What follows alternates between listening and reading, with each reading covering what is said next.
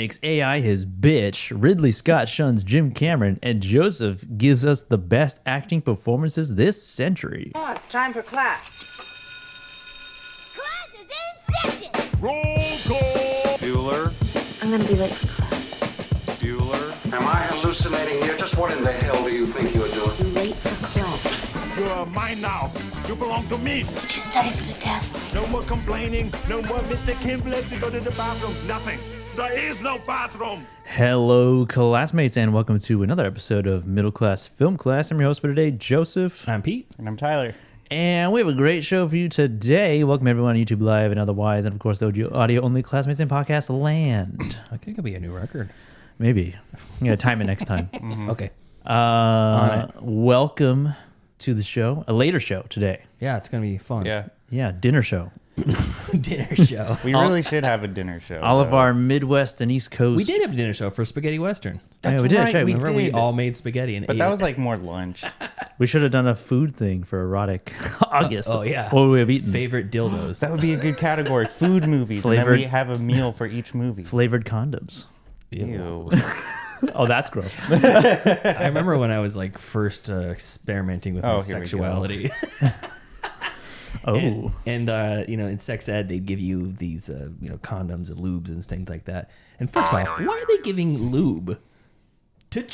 Basically, They gave you lube? yeah, they gave us lube. Well, I Like mean, a whole bottle? No, little like sample packs. Like just enough for one cock. Hey, I used to use that lubrication for more than just. I know that, but what like Greased my sexual wheels. like when you go to put it on. I don't know, like my bike chain. yeah, when you go to Planned Parenthood, they give you as a youngster, they give you condoms and lube. Why the lube? What?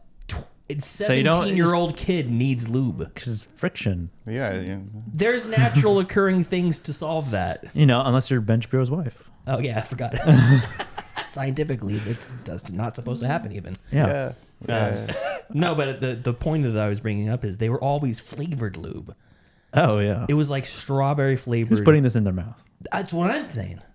Yeah, at least make the whatever whatever appendage you're putting It's it like- on, it tastes good. What do you need? In what scenario do you need it to have the lube to have flavor? It makes it fun. It's a fun. Fun for the whole. I don't know Fun if you for the know whole. this, but sex is fun. I don't need lube for it to be fun. It's already fun on its own. Well, you know what? Some That's like people, gilding the lily. I don't know. What would actual food? What would we have made for erotic August? For erotic Maybe August? like some sort of aphrodisiacs. Chocolate covered strawberries. I was Yeah. gonna say that. Yeah. I would have just brought Maybe ice cubes. What? Just ice cubes. Ice cubes, yeah, grapes for the nipples. Yeah, Yeah. grapes. Oh, grapes. Yeah, because like You dangle you them. can, like eat it like that, like that. Like what? I like that. I like that. The visual of you sucking grapes. What was the previous month? What did we do last month?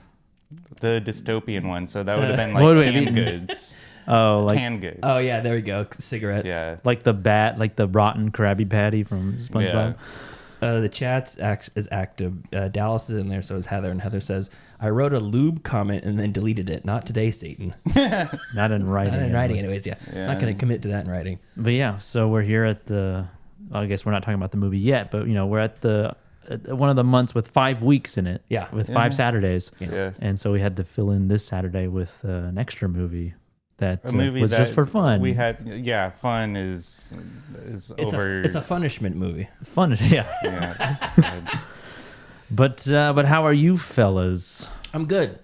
I'm excited that Mother Wound is now going to be premiered Oh soon. yes. That's Coming up in a month and a half at Yeah. a theater near you. doing a premiere Us. at the near us. The Railroad Museum or something. The Railroad Museum. I was just there today, actually. Very odd Yeah. venue to show a movie, but No, it's not. Yeah, they You have. can watch movies anywhere. Yeah. I mean, I you can. guess so, but I would never think that a railroad museum would be a good venue for showing a You don't think short they film. they show videos of trains, trains. and railroads? The railroad projector. Yeah. All right, I mean, fair enough. It's just, I mean, I don't exactly think of indie short films when it comes to railroad museums. It's actually showing in the back room of a TGI Fridays. on the TV that they put the new employee training on. Yeah. Count me in. Well, it was either that or the Spaghetti Factory. It had to be a train themed somehow. Angry Otter's in the chat. What's up, buddy? Haven't seen you in a minute. How you doing? No, yeah, it's gonna be. I think it's gonna be fun. And if you're in any of the, I don't know what festivals that the movie was submitted to, but if you're in any of the cities that it is, then go to that festival and you can watch it, because I don't know when it's going to be available publicly. Yeah. If you're near Santa Cruz in October, Yeah. You can. I think it's end of October, the last weekend of October, or something like that. I think it's the second weekend in October. Oh, second week. Okay. Yeah. Nice. But yeah, I think it's cool. I think it turned out good. yeah, I'm excited for it. Excited to come full circle. Be almost a full year since we've shot it. November. Oh yeah, that's a point. Good What about point. you, Tyler? What did you do this week? You do anything super cool and exciting? Not really. No, I mean, I'm not gonna lie. I've been stressed out as hell. Because work's light.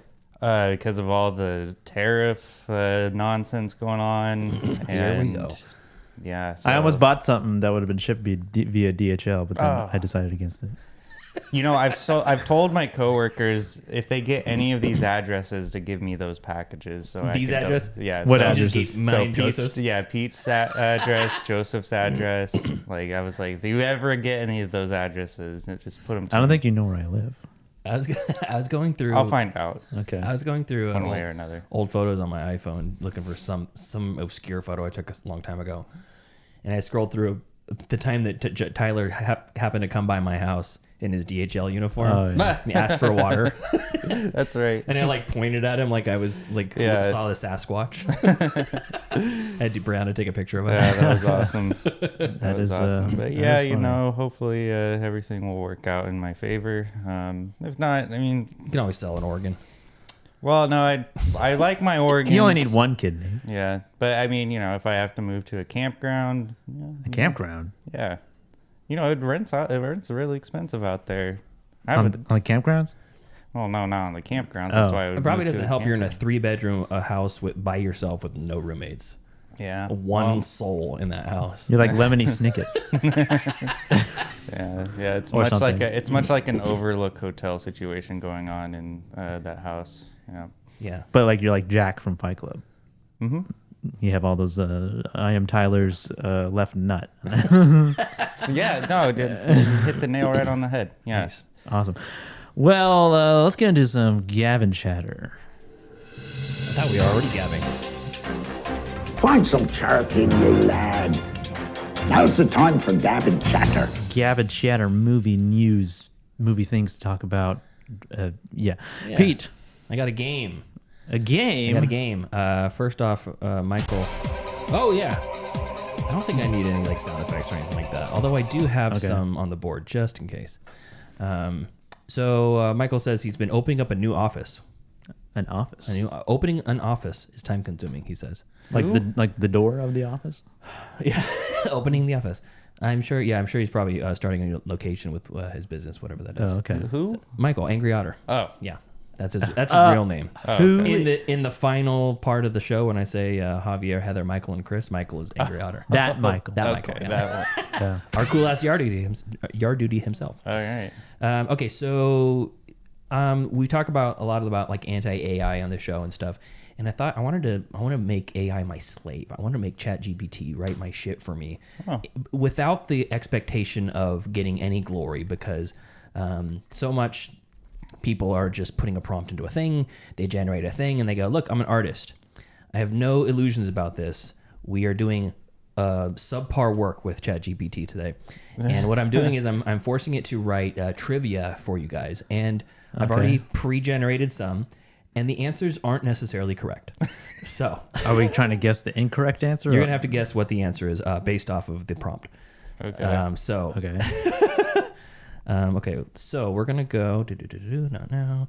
All right. So basically, here's the prompt. Okay. Write me 5 movie trivia questions with answers. Difficulty level is 1 through 10, and we can choose the difficulty level. So, Tyler, what difficulty level do you want? 1. Okay, level 1. No, okay, level 5. Let's see here. Level 1 now, please. I forgot it was opposite day. Okay, so we're going to get 5 questions and 5 answers. And if you get a point if you get all of the 3 out of 5 right. Okay. You're asking him all of these questions? All these questions, Okay. yes. Okay, so he says, ChatGPT says, perfect, smiley face. Here's a set of 5 super easy level 1 movie trivia questions. Great for kids and complete beginners. Awesome. This is my. All right, question 1. In Frozen, what's the name of the snowman who loves warm hugs? Oh shit. Immediately. You didn't even know the name of the fictional land, Arendelle. I wouldn't know them, but I know this character. All right, give me an answer. You got to be fast. I don't have one. Okay. None? No guess. The answer is Olaf. Oh yeah. Okay. Who plays Captain Jack Sparrow in Pirates of the Caribbean movies? Who plays him? Yeah. Johnny Depp. Very good. What color is Lightning McQueen in Cars? Red. Very good. Okay. In, All right. in The Little Mermaid, what is Ariel's species? A mermaid. Mermaid. Very good. Okay. That's 3 out of 5. Just for fun. In Shrek, what kind of animal is Donkey? Oh wait, did they really ask? No, it's a callback. What is it? A donkey. A donkey. Very good. I thought it was like wanting me to know the genus and No. everything like that. No, so that's you get 1 point for that. All right, perfect. Joseph, what level do you want? What's 1 to 10? 1 to 10, yeah. Let's go to 10. 10? Okay, Let's Oh shit. Let's just see let's what go happens. 10 now. Okay, 10. Level 10, please. It's gonna be Garcon. Okay, buckle up. Here's another level 10 set. Ultra hardcore cinephile trivia. These go deep into film history, technique, and behind the scenes details. Okay. Question 1. In Carl Theodor Dreyer's The Passion of Joan of Arc, 1928, what unusual filming choice contributed to the stark emotional intensity of the actors' faces? Oh, wait, what are they looking for? What unusual filming choice contributed to the stark emotional intensity of the actors' faces? Filming technique? Yes. Um, Similar to what like Inarritu would do. Inarritu would do. Or Chivo. Filming in a wide angle? I don't know. Sorry, that is incorrect. The answer is Dreyer shot almost entirely close-ups with natural light, banning makeup to capture the raw emotions. Oh, okay. Very close. All right, question 2. In Luis Buñuel's and Salvador Dali's surrealist short Un Chien Andalo, 1929, what shocking act opens the film? It's a short film? Yeah, Slicing an eye open. that is correct. Very good. Man slices a woman's eye with a razor. Oh, I Yeah. know that one. It's actually a calf's eye filmed in extreme close-up. Yeah. Okay, question 3. Which avant-garde director created the 1961 film The Last Year at Marienbad, famous for its dreamlike structures, repetitive dialogue, and ambiguous reality? Never heard this name in my life. You've never heard the name of this director? The Last Year of at Marienbad. Maybe I've heard it said, but not written out. What's the name of the movie? The Last Year at Marienbad. And Avant-garde director, 1961. 61. Jodorowsky? No, Elaine Resnick. No. Yeah. Okay. Question 4. In Orson Welles' Touch of Evil, 1958, the opening tracking shot runs over 3 minutes. Okay. What significant object is placed in the trunk of the car at the beginning of the shot? Oh, I've seen this. Famous Orson Welles quote about this, by the way. Not this shot, but just the concept of suspense. Tell an audience. I've seen this. What gets put into a trunk? At the beginning of the shot, he puts something in the trunk of a car, and then it follows that car for 3 minutes. Yeah. Expecting something to happen. I don't know. I'm just gonna say a guitar. It's a time bomb. Oh, bomb. Because Orson Welles says that if you tell an audience a bomb's going to go off in 3 minutes, and it goes off in 3 minutes, they're in suspense for 3 minutes. But if you tell them a bomb's going to go off in 3 minutes and it never goes off, they're always in suspense. Yeah. All right, question 5.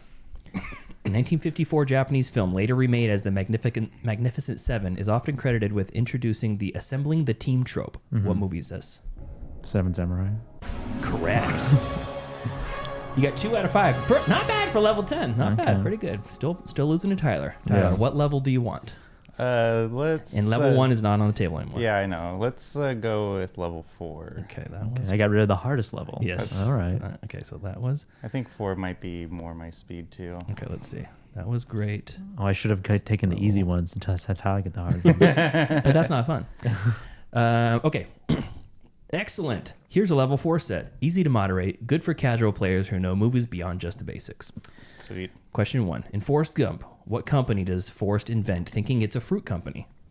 Sorry, in what company does Forrest invest in thinking it's a fruit company?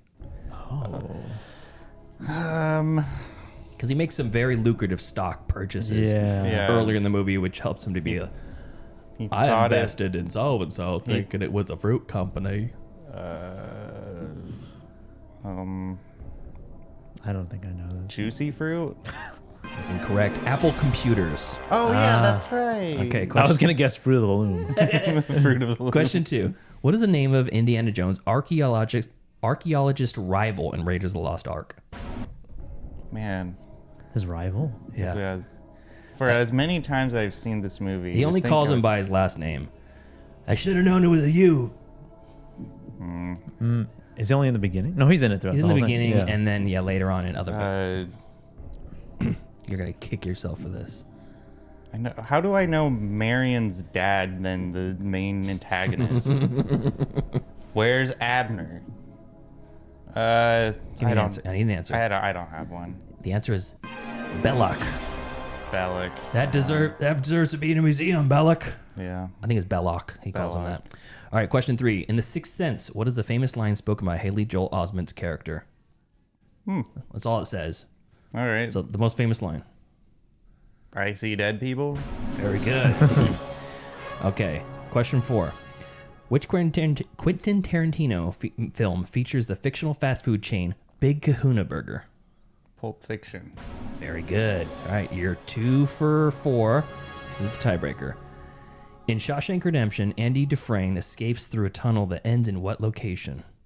I guess it is what location. What location? Yeah, I mean, Like what is he escaping through? Oh, he is climbing through the sewer system, and then he comes out to a river. A sewage pipe is what the answer is. That I'll allow it. Very good. 2 points. You're on 2 points now. Oh, okay. All right, Joseph. What level do you want? Let's do 6. Okay, let's go level 6. Okay, great choice. Here's level 6 set. Leaning tricky, more detail oriented, and not as brutal as 7 through 10. It crashed. Oh, it did? Audacity crashed, but Just- yeah. you're recording here. Yeah, just open it up again. Okay. Okay.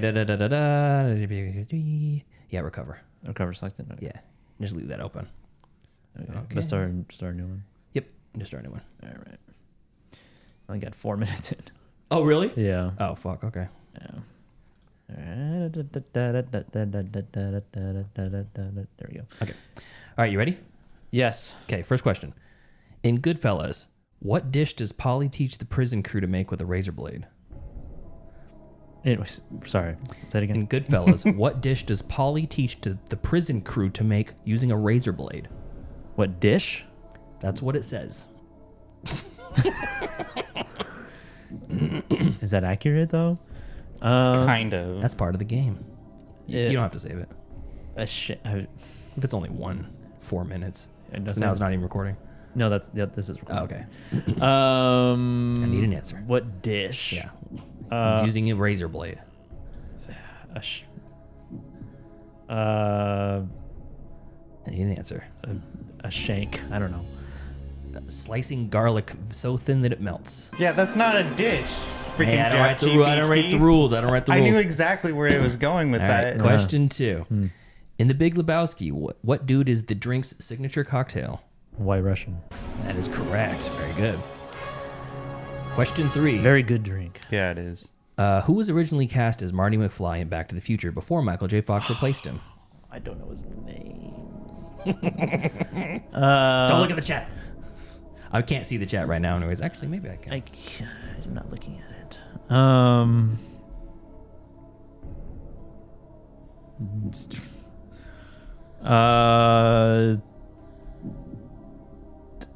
I don't know his name. Timothy Wilson. Sorry, it is not Timothy Wilson.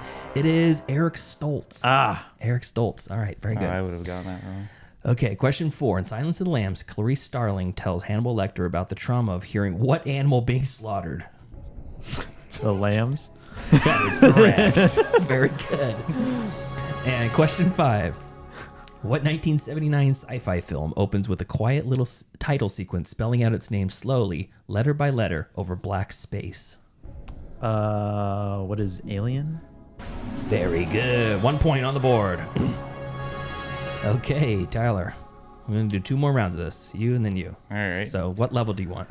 I guess I can challenge myself. We'll go level 6. Okay. Level Isn't that what I just did? 6 again, but No. he did 4. Oh, okay. I thought we were eliminating them, Yeah. so you couldn't take repeats. I don't really care.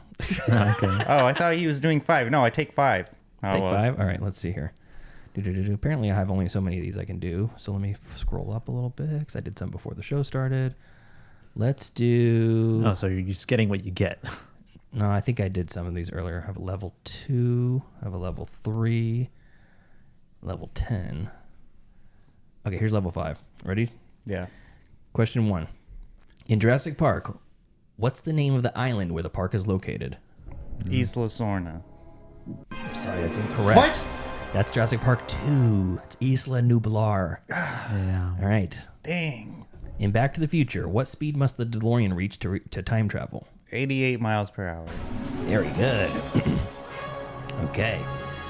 Which actor voiced both Darth Vader in the original Star Wars trilogy and Mufasa in The Lion King?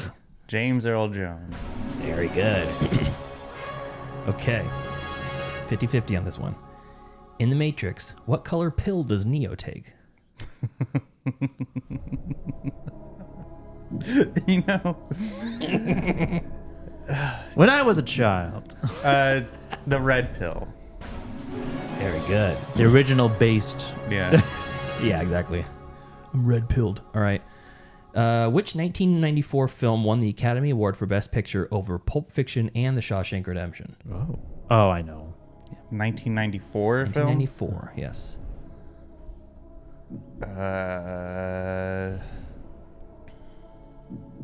Schindler's List. That's incorrect. Oh wait, what? I was like, no, that's not right. It is Forrest Gump. Oh. So yeah. you Big got- upset. You got 3 out of 5. Okay, great. Very good. You got a point there. Sick. All right, Tyler, Joseph, you can't win this one, but just for shits and giggles. I feel like the hard questions should be worth more points. Okay. All right. If you do a 10 and you get it, you win. How about that? Sure. I have a 10 ready to go. Let's go. What? Actually, I have a level 9. I'll just do that. Okay, level 9. Same thing. Ready? In Apocalypse Now, what's the name of the fictional military operation led by Colonel Kilgore during the helicopter attack scene scored to the right of the Valkyrie?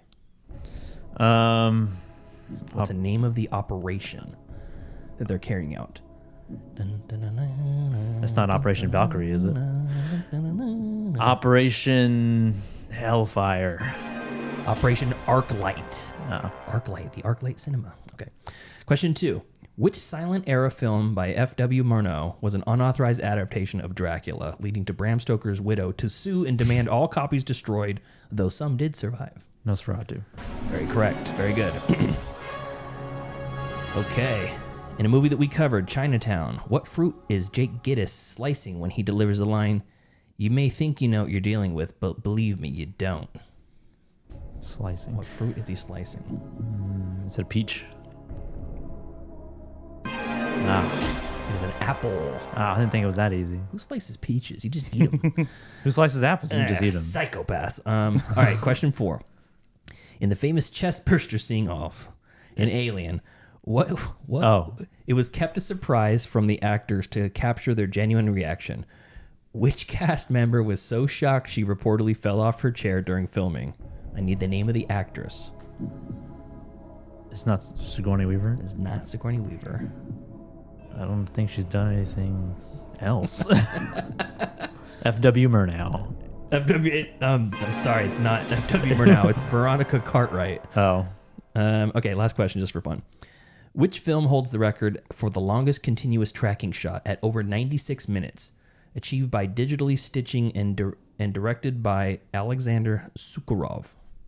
Russian Ark. It's Russian Ark. Very good. Okay, so you got Russian Ark. You got Nosferatu. Only 2 out of 5. Tyler, you win. Very good. So I did some testing before, just to make sure that it was actually work, right? Before we started this. And there is one question. There's one question that was wrong. Oh, it was just wrong. Yeah, I'll pass my segment off to Tyler so he can do his thing, and I'll see if I can find it. Okay. Because I asked the question and answer. I'm like, that's clearly not right. All right. Tyler, Yes. what are you going to talk about? I'm going to talk about Ridley Scott and how he turned down the directing role for Terminator 3. Oh my The god! Rise of the Machine. What? So there's a pretty lengthy interview on theguardian.com, which I encourage everyone to check out because it's genuinely pretty interesting. But in regards to the Terminator, this question was asked, were you really considering directing Terminator 3? He goes on to say, I'm proud about this. I turned down a $20 million fee. See, I can't be bought, dude. That's what he said. Dude, when did he say this? When was this interview I can't actually be taking bought, place? dude. I don't remember. Okay. It was Who recently. the fuck knows? It was recently. Right. See, I can't be bought, dude. Someone said, ask what Arnie gets. I thought, I'll try it out. I said, I want what Arnie gets. When they said yes, I thought, fuck me. But I couldn't do it. It's not my thing. It's like doing a Bond movie. The essence of a Bond movie is fun and camp. Terminator is pure comic strip. I would try to make it real. That's why they've never asked me to do a Bond movie, because I could fuck it up. I think that's just like the biggest flex that any movie director could do, is just saying like, I can't be bought, dude. I'm not doing Terminator 3. Yeah. It's just really cool. It's just I love his attitude toward, because of his like major success. Like, he can basically just do what he wants. He's 87 years old. Yeah. And our president of the United States is 79, and we're questioning whether or not he's dead after not seeing him for 3 days. So He may or may not be alive. So I think it'd be mean, funnier if he was just gone. Like, they lost him. He wandered off. You guys, Yeah. it's like when the mayor goes missing in Portlandia. Yeah. Someone put a bell on him. I'm just, but that was pretty much the extent of it. Is that he was like, he didn't want to do it, so he asked how much is Arnold Schwarzenegger going to get paid, and they said, well, he's going to get paid this much, and we can pay you this much, and he's like, God damn it, no, I don't want to do it. Still, like, I was just trying to test. I just don't want to do it. But there's also some other really interesting interview answers from Ridley Scott in this article. One question was asked, will there be a third Alien prequel and a Gladiator 3? Please no Gladiator 3. Yeah, let's hope not. Sorry stop? to burst your bubble, but he says Gladiator is in process right now. Fuck me. Well, when's he gonna fight Jesus? Okay, I'll be on board with that, though. Then he says another Alien prequel. Yeah, if I get an idea for sure. What the hell, Ridley? You had, after the second, there was Prometheus, Alien Covenant. Alien Covenant, you basically left it off on a cliffhanger to where you could build on that story. What do you mean you don't have an idea? You already gave yourself that idea, you old kook. You old bastard. Yeah. Let's see, what was some other ones? This one's pretty cool about his personal life. The question is, your father was in the military. Did he ever disapprove of you wanting to be an art student? And he says, no. My dad, at the end of the Second World War, was an acting brigadier general. He said to me, Ridley, the army has absolutely nothing to teach you. He's British, by the way. You're terrible academically. There you go. Wait, Luke, can we get that a little bit more British? Can you read that quote one more time? A little more British. Okay. Ridley, the army has absolutely nothing to teach you. You're terrible academically. That's pretty good. Yeah. I might give that a pass. Joe Bridges is in the chat. Oh yeah, yeah. No, I'm wondering if he was? If he was, what would he give it? Joe, comment on this video or send us a message. I want to hear your say- grade on that one. You're terrible Britishly. Britishly. I got DDCEED, but an A+ at art. Oh, Okay. his grades. Okay. Very much reminiscent of my grades in school. I've never gotten an E, but They do things different. They're in jolly old England. Yeah, Yeah. they add, was the A B C D E F? Is that what they do there? They added an E, I or maybe guess E is F over there. I don't know. I guess so. Why do they skip F over here or E over here? I don't know.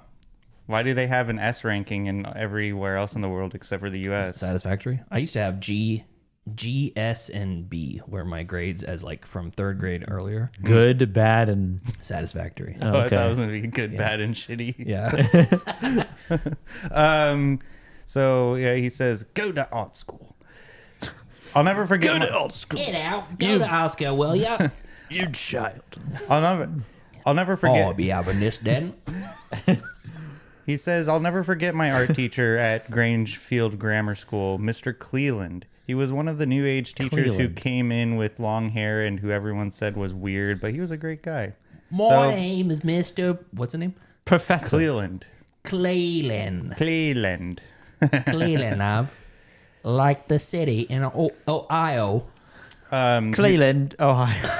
I'll just read a couple more. Okay. So this one is about the Blade Runner. The question is, the final cut is without a doubt the perfect version of Blade Runner. What would you say to people who defend the theatrical cut? He says, I think they He says, I think they all had their day. The most disappointing thing I learned is that you have to be your own critic. I've never read another critique since the big critic at the time, Pauline Kael, destroyed me in 4 pages in the New Yorker. 4-page takedown. Wow. She said, yeah, I know. She said he may have a weak jaw. That's why he's got a beard. She'd never even met me. I framed the pages and they are still in my office. I glance at them occasionally and go, fuck you, Pauline. He says that. A simple thumbs down would suffice, Pauline. Yeah, 4 pages. That's a little bit much, Pauline. I can see why you're telling her to fuck off every now and then. So he couldn't be bought is the reason why he didn't do Terminator 3. Yeah. And yeah. then he didn't want to do it at all because they Yeah. offered him the same amount of money. Yeah, he was kind of just like, it's kind of like when you, I mean, I don't know if it's an exact like comparison, but when you, like, let's say you're asking for a raise and you ask for like a number that you don't think you're going to get, and then they're like, okay. Then you're like, oh, it's kind of like in that same But in that vein. case, there's zero reason to turn it down. Right. That's what I'm saying. It's not very comparable, but it's in the same sense of like shooting your shot, but he was guess just doing it to fuck around. Not, It would make sense if you had another giant job lined up and then Right. they say, well, what can I take to Okay, save yeah. you? And you go, Yeah. double my pay. And they're like, okay. Yeah. I'm like, fuck. Now maybe I do have to stay. Because you're hoping that like you would scare them away. Yeah. That actually happened to me when I was early on in my body shop world. Mm-hmm. I spent like a year and a half in my first shop, and then another shop who I knew, the owner, was like, "You should come work for us." I'm like, no. They're gonna put me through classes. They're gonna do this. They're gonna do that, and they hadn't for like a year and a half. They Yeah. promised they were, and they never did. Mm-hmm. So I basically resigned and said, "Hey, I'm gonna go work for this other shop," and they said, wait till tomorrow. I want to talk to my wife. And then they came back and they said, we're basically going to give you like a 40% pay increase. Jeez. And we're going to start your classes like tomorrow. I'm like, okay, cool. That's why I stayed. And where's that shop now? Out of business. Well, they sold years ago, right after I left them. So yeah, he doesn't really have much to say other than that. that was good. That's fun. About the Blade Runner thing. Yeah, I have one more. Okay. I'll do one more. The question is, All right. it's incredible that you are still at the top of your game at 87. How has age affected your approach to filmmaking? He says, what happens providing you sustain all your marbles is that you refine your game. I can now work 8 to 11 cameras. I finished my latest film in 34 days. It would normally be 60. Gladiator was 48, normally 100. I've learned to formulate and predetermine, plan on paper, and storyboard in my head. That's why it's so efficient. My game was tennis. I've just had my final knee replacement. I did one in 2012 and the other last week. So that's the end of tennis.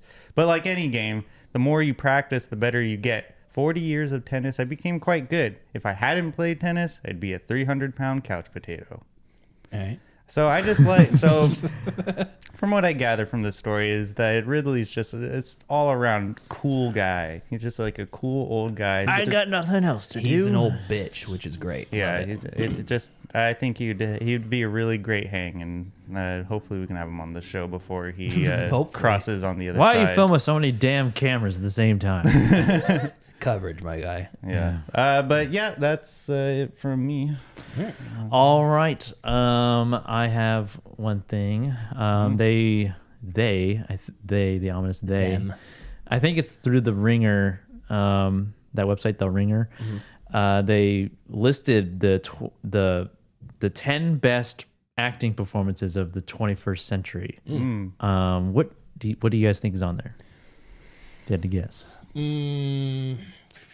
Daniel Day-Lewis has to be on that list. Mr. Bean.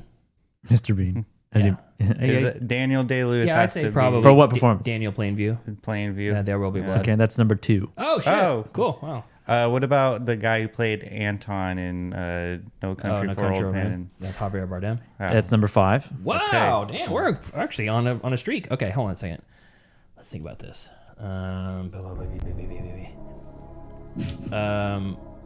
Schindler's List. Wait, That's that is- 21st century. Yeah, Oh, that's 21st century. Okay, 21st century. that was 93, I think. The oldest movie on here is from 2001. Would Ethan Hawke in Training Day? No. Ethan Hawke and Julie Delpy. Go the other. Choose the other part of that. Is it Tyler- Julie Delpy in Before Sunrise? no. Choose the. Oh, Denzel. Yes. Denzel Washington Really? in Denzel in Training Day? Number 7. Okay, Okay, all right. that's close. Let's see. There's a performance better than Daniel Day's in There Will Be Blood. And we've covered it on the show. Is it? I don't know if I would guess this. Is this Heath? Well, I'm not guessing the number 1 spot, but is Heath Ledger as the Joker on there? Number 6. Oh, wow. Okay. Is I'm gonna say- Jake Gyllenhaal as? No. Okay. I'm going to say Ernest P. Worrell from Ernest Scared Stupid. Again, 21st century. Oh, yeah. I forgot. Okay. Let's see. What Otherwise, else? he might be. Yeah, he could be. What would be the number 1 of the 21st century? You guys got, let's see, 1, 2, 3, 4 of them. 4 of them. Give us a hint. For which one? Any of them. Any of them? Yeah. Well, one of them he said 2 we of them covered. are from the same movie. Oh. Okay.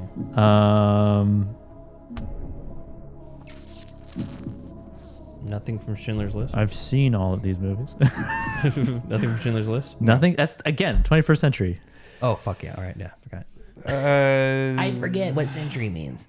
One was released released 3 years ago. 3 years ago. I mean, we only have 25 years of I acting. give up. Give us the rest. Yeah. The rest, okay. Number 1. Oh, maybe I'll start with number 10. Number 10 is Kirsten Dunst and Melancholia. Oh yeah, that's good. Okay. Joaquin Phoenix as Freddie Quell from The Master. Oh, yeah. Interesting. I thought it would have been Walk Hard or Walk the Line. Walk the line. Jesse Eisenberg from Social Network. Okay. Really? Yeah. He's just It was being okay. himself. Kate Blanchett from Tar. Oh, okay. Yeah. Philip Seymour Hoffman from The Master. Okay. Number 3. And number 1, Naomi Watts from Mulholland Drive. Really? For Mulholland Drive, nice. Mulholland Drive, yes. So there's 3 from PTA movies Yes. and 1 from a Lars von Trier movie. Yes. Who else do we have in there? We have You have Pete, you have Dave Fincher, you have David Ayer? No, not David Ayer, from Training Day. Christopher oh, Nolan. that was Antoine Fuqua. Yeah. Christopher Nolan, Cohen brothers, and then whoever did Tar. Todd Solondz, I think. Yeah. I think that's a pretty accurate list. pretty good. That's That's a pretty pretty good list. It's I mean, funny because, like, Joaquin Phoenix, And Lynch, of course. and David Forgot Lynch that. as for number 1. Because he won an Oscar for Joker, but I would say that The Master was the better performance. Yeah, you could say Of that the about two. Scorsese when from The Departed, he had Yeah. better movies. Although I still think Departed may be my favorite Scorsese. It's endlessly rewatchable. I fucking love Now, it. who do you guys think should be on there? I already said my guesses. Not Ernest P. Worrell. It's Jim Barney. Jim Varney. I forgot. Yeah. 21st century. 21st century. And now genuinely. Genuinely, who was the main character in The Last Black Man in San Francisco? I can't remember. Jimmy something. I can't remember. Stewart. Yeah. Whoever Hey, was that Jack's in the chat. Whoever was that actor, I think did a phenomenal job. What else? It's the motherfucking MCFC podcast. I mean, Angry Otter says Cynthia Erivo should be on that list. For what? Don't know. Doesn't say.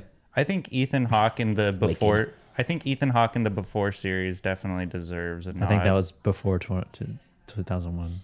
Was Oh, it? wait, yeah. No, it wasn't. Yeah, it was. There was definitely a before. Before movie. Midnight probably came out after. Before Midnight was 2013. Before Sunset. Before Sunset. Before Sunrise. Let's see. Sunset. Before Sunset. 2004. But they all are. Yeah. All See, 3 are. I know Yeah. my Before series. Yeah. That movie had me in tears. I love it. But yeah, I think Ethan Hawke deserves a nod as Daniel Day-Lewis for Phantom Thread.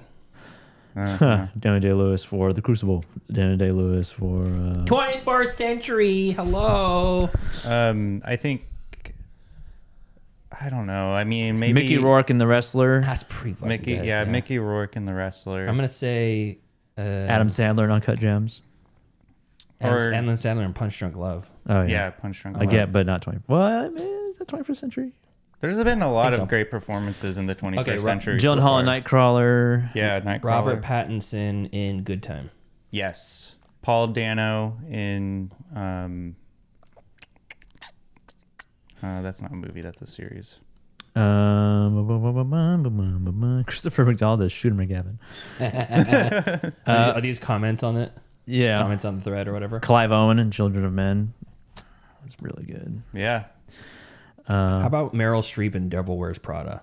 Good one. Unironically. Yeah, good one. She's so fucking Yeah. iconic in that. Yeah. Yeah, I'm trying to. Adam Driver in Marriage Story. No. That's not bad. Yeah, Scarlett Johansson in Marriage Story. it's not bad. I mean, I gotta say, Adam like, Driver in Megalopolis. never seen it, but I've heard good things. I'm gonna say the little kid from The Witch. The little Yeah, boy, the The Caleb. little boy from the Witch. Yeah, Yeah, that Caleb. possession scene is phenomenal. Man, how I don't know how Eggers got that performance out of those children. What is her name? Considering From he's, Hereditary. oh, the mom. Toni Collette. Toni Collette from Hereditary. Yeah. I heard someone say her from Sixth Sense could have made that list, Yeah. but she does not have that expansive of a role. I always forget that she's think. in that movie. Yeah, No, but I mean, when she is phenomenal in After- Hereditary. yeah, definitely in Hereditary. I think she should have at least gotten something for it. Okay, yeah, I can't think of any other. Well, actually, she really did good get ones. something for it. The notoriety of the yeah, I'm gonna whatever. I'm gonna look That. at. I'm just abandon that sentence. I'm gonna look at my Letterboxd all 5-star movies and see what we got. Now, here. the top 10 worst performances of the 21st century. God. I don't even know. I don't watch bad See things. here. I don't. You don't watch bad movies? Why do you talk about them all the time? Let's see here. I think this is from this is TV performances. But yeah. Okay, yeah, we're overstaying this. Let's get. How about Mahershala Ali from Moonlight? Oh yeah, great. That's good. Yeah, he was really good in that movie. But yeah, that's all I have. Okay. What's Let's next? get into stream picks. Don't sound too depressed about it. Movies. J.K. Simmons is Whiplash. Fuck yeah. No, it's too late. Too late. Show's over. I have grown accustomed to Hulu Plus. Amazon Prime. I like Netflix. Stream picks. Fuck. I forgot. I just realized I forgot something, but What? Okay. It's movies that we watch on our streaming services that we will either recommend or not recommend for you to watch.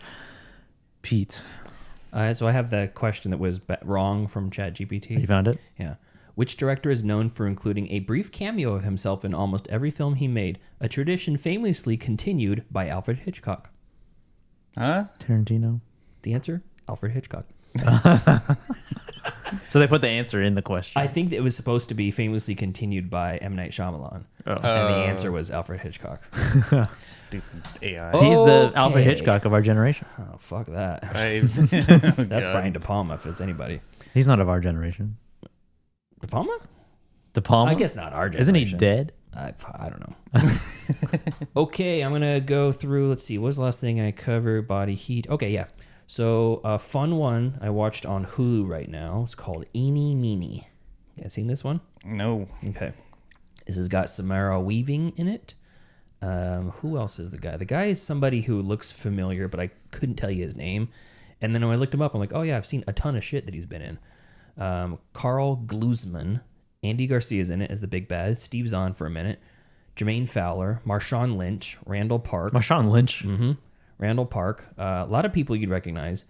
And this is kind of like Baby Driver without the music, but the driver is a hot woman, a.k.a. Samara Weaving. And the baby is an adult. Yes.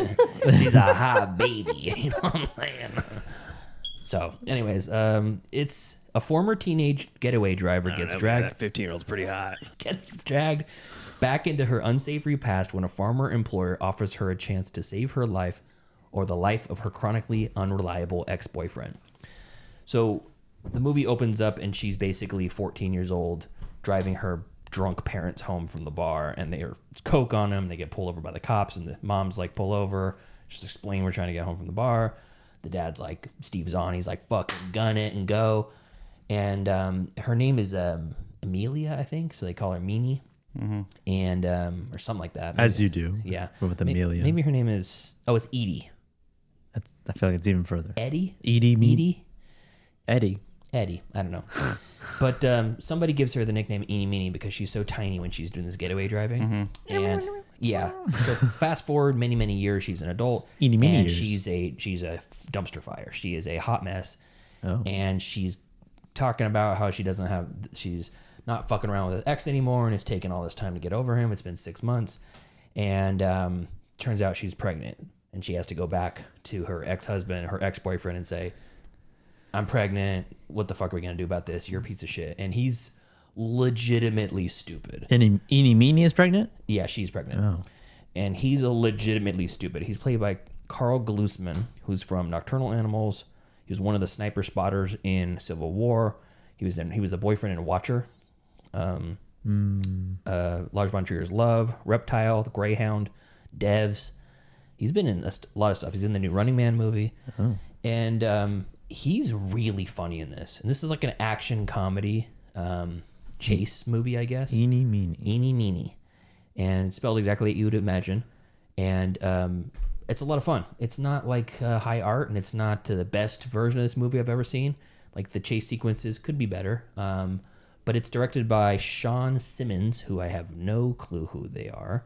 And it looks like this may be their first movie he ever directed. Oh, okay. But it's I think it's straight to Hulu. I don't think it made it to theaters, but it's a really fun watch. So if you like, muscle cars, performance cars, chase movies, clever writing, clever dialogue, fun characters, it's got all that stuff. So okay. Pretty strong recommend. It's a good like weeknight movie.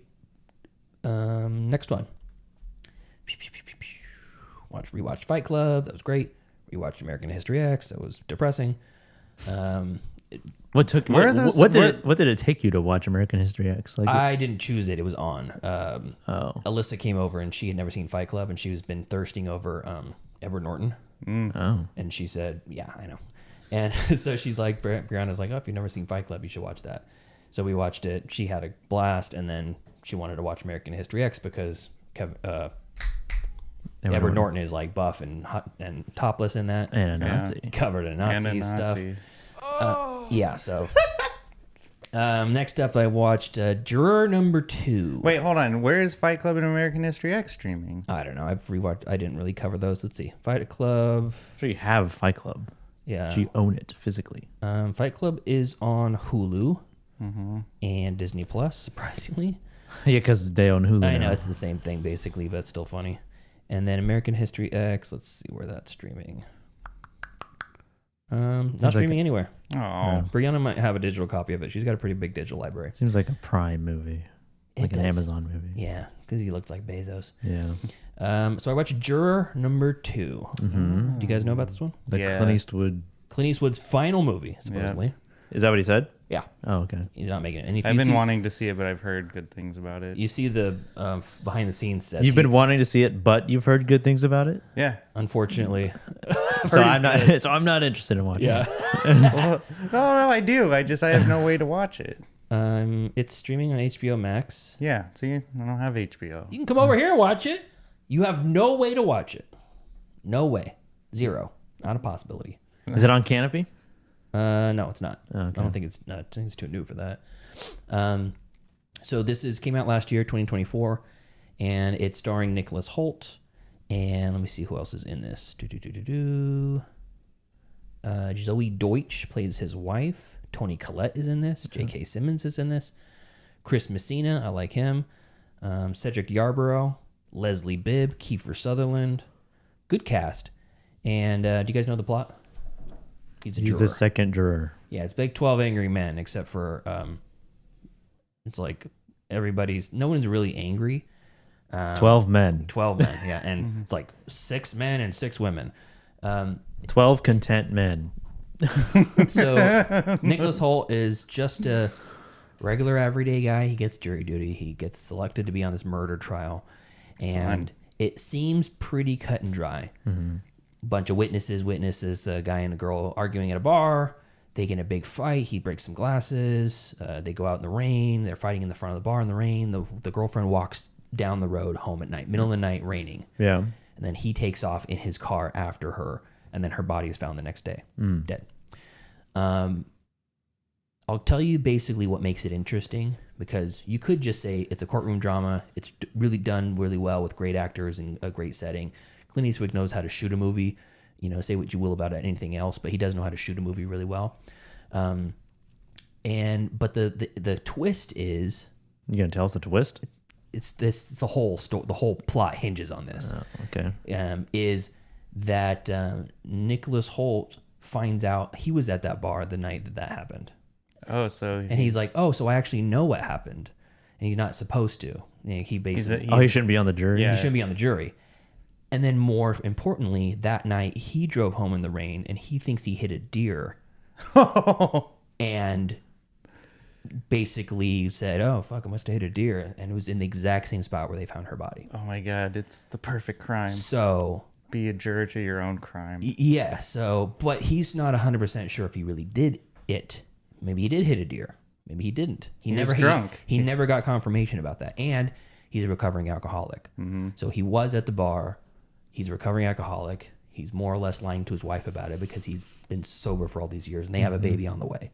So there's a lot of like layers to what's happening and like reasons for him to, by all intents and purposes, he's played as this very morally just guy. But when he finds out about this, his morals really take a twist, and he has to decide if he lives by those morals or saves his skin for the sake of his upcoming family. Very interesting. Very interesting. So What was the other courtroom drama with Kiefer Sutherland? it's called The Kane Mutiny Court Martial. That one. Now that one's a fucking movie. That's a bopper. Yeah. That's a great. And this has a lot of the similar tropes of that, except for there's stuff inside the courtroom and outside the courtroom. Yeah, that one's all in. Kane Mutiny, start to finish, tip to tail, is in the courtroom. So anyway, so juror number 2 is streaming. Let me see where that's at. HBO. HBO Max. Oh yeah, HBO Max. That's right. Really good. Strong recommend. Cool. Yeah. Probably not my favorite Eastwood directed movie, but up there, I'd say so. What else did he do? Gran Torino and Fucking ton. He did the bomb one. Mystic River, $1 Million Baby, American Sniper, Gran Torino, Unforgiven, Paul Walter Hauser movie. Sully, The Mule, Richard Jewell, Yeah, Richard Jewell. Bridges of Madison County, Letters of Iwo Jima, The Outlaw Josie Wales, High Plains Drifter. I haven't seen much of his movies. Yeah, High Plains Yeah, I've Drifter only is seen it. really good. I've only seen Gran Torino, I think. Absolute Power, Jersey Boys, Hereafter, 1517 Paris, Oh yeah, the train movie. Heartbreak Ridge. I mean, he goes way back. Damn. The Rookie, Firefox, Honky Tonky Man, Bronco Billy, that one. Bronco Billy. Bronco Billy. Okay, so anyways, that's juror number 2. Next up, let's see. Let me go back here.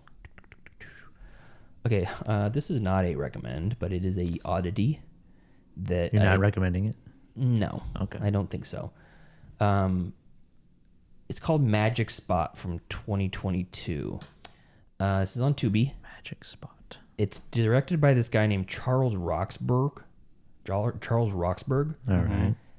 He's in the pantheon of terrible filmmakers like Tommy Wiseau, but he doesn't just have the one like The Room. There's apparently a whole universe of these guys' movies that I've never wasn't aware of. Like a Neil Breen. Yeah, it's like a Neil Breen, but instead, Neil Breen feels like a sociopath who. This guy's name? Charles Roxburgh, Roxburgh, Burf. Charles Roxburgh. So it's called the Magic Spot. Just Magic Spot. Roxburgh? Magic Spot. Roxburgh, yeah. Two cousins use a magic spot in the local woods that acts as a time travel portal to both assist their dead uncle and to rekindle an old romance. Terrible plot synopsis. Matt Farley is the main character. Chris Peterson are the main, and Kevin McGee, and I think they're all part of the same crew. Oh, it's got a 7.4. Oh, it's only 64 reviews. Do not trust that. Okay. It's just friends and family. And there's a whole following of people. Yeah, he's got quite a bit of movies. Who really think that this stuff is like high art, highest level of comedy. Like it's so bad it's funny. Boston Johnny. And it's not necessarily like it's terrible. Yeah. It is production wise, but the writing is so odd. Okay. It's so strange. And Well, now you're kind of selling it. that's what I'm saying. It's not a great movie, but it's an oddity that I think is worth watching if you feel like watching something completely unique. Okay. Where did you watch this? It's on Tubi. Okay. Yeah. Tubi movie. It's a Tubi movie. Yeah, it's through and through Tubi movie. It's black and white also. Oh, okay. And every bit of exposition is done through dialogue that is literally as black and white, cold as you can get. Okay. They're like, what are you guys doing? We found this magic rock in the woods. It allows us to teleport back to Uncle Joe.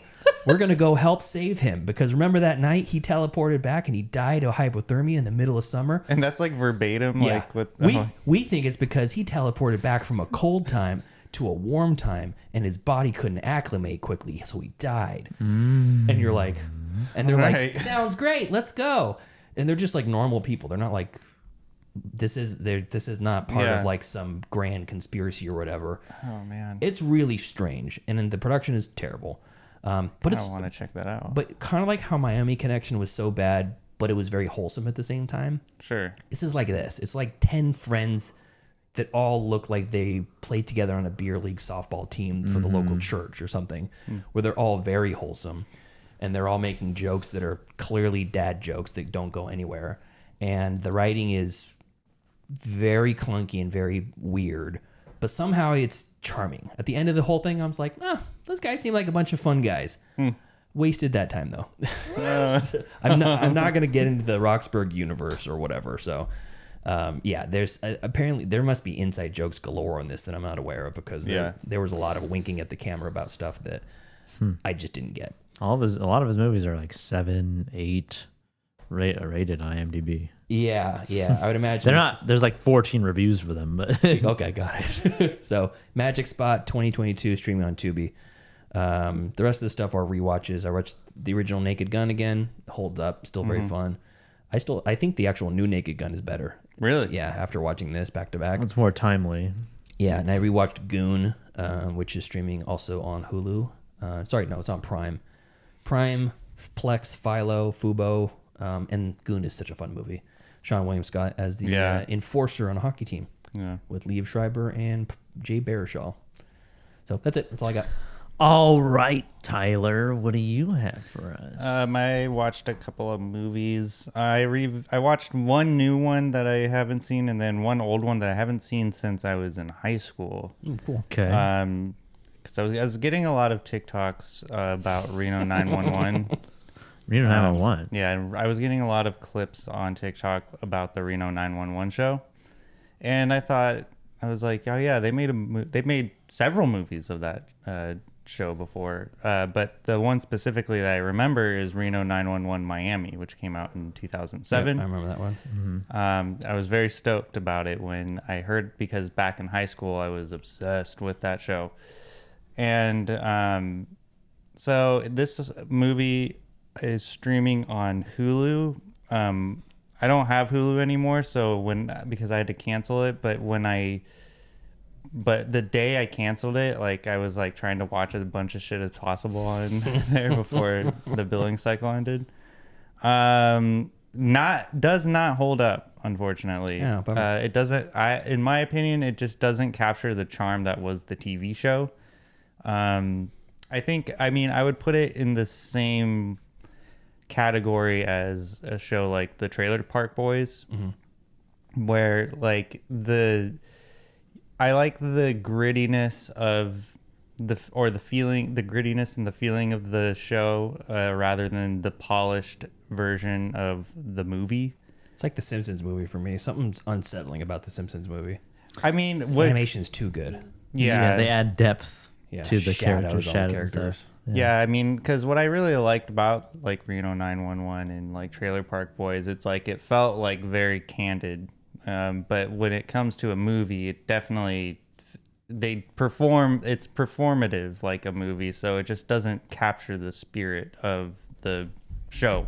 And so there were some funny jokes throughout the whole movie. I did laugh at some things, but overall, like it was kind of a slog. Yeah, the story is kind of hilarious. Like on paper, like if you like read the script, you'd be like, oh yeah, that's some funny stuff. But the execution just, I don't know, it didn't do well. So I rated it at 1.5 stars.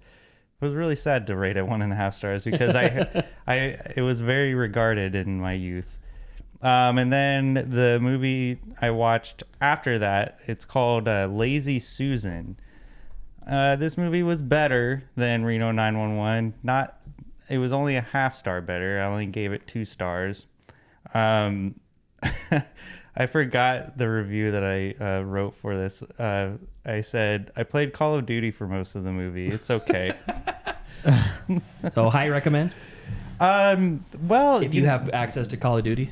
Yeah, I mean... Wait, what was it called? Lazy Susan. It was directed by Nick Peet. Nick Peet. Yeah, it came out in 2020. It was one of those pandemic movies. I should have had it locked and loaded on IMDb, so I had a little bit more information. I apologize. 1 second here. So basically,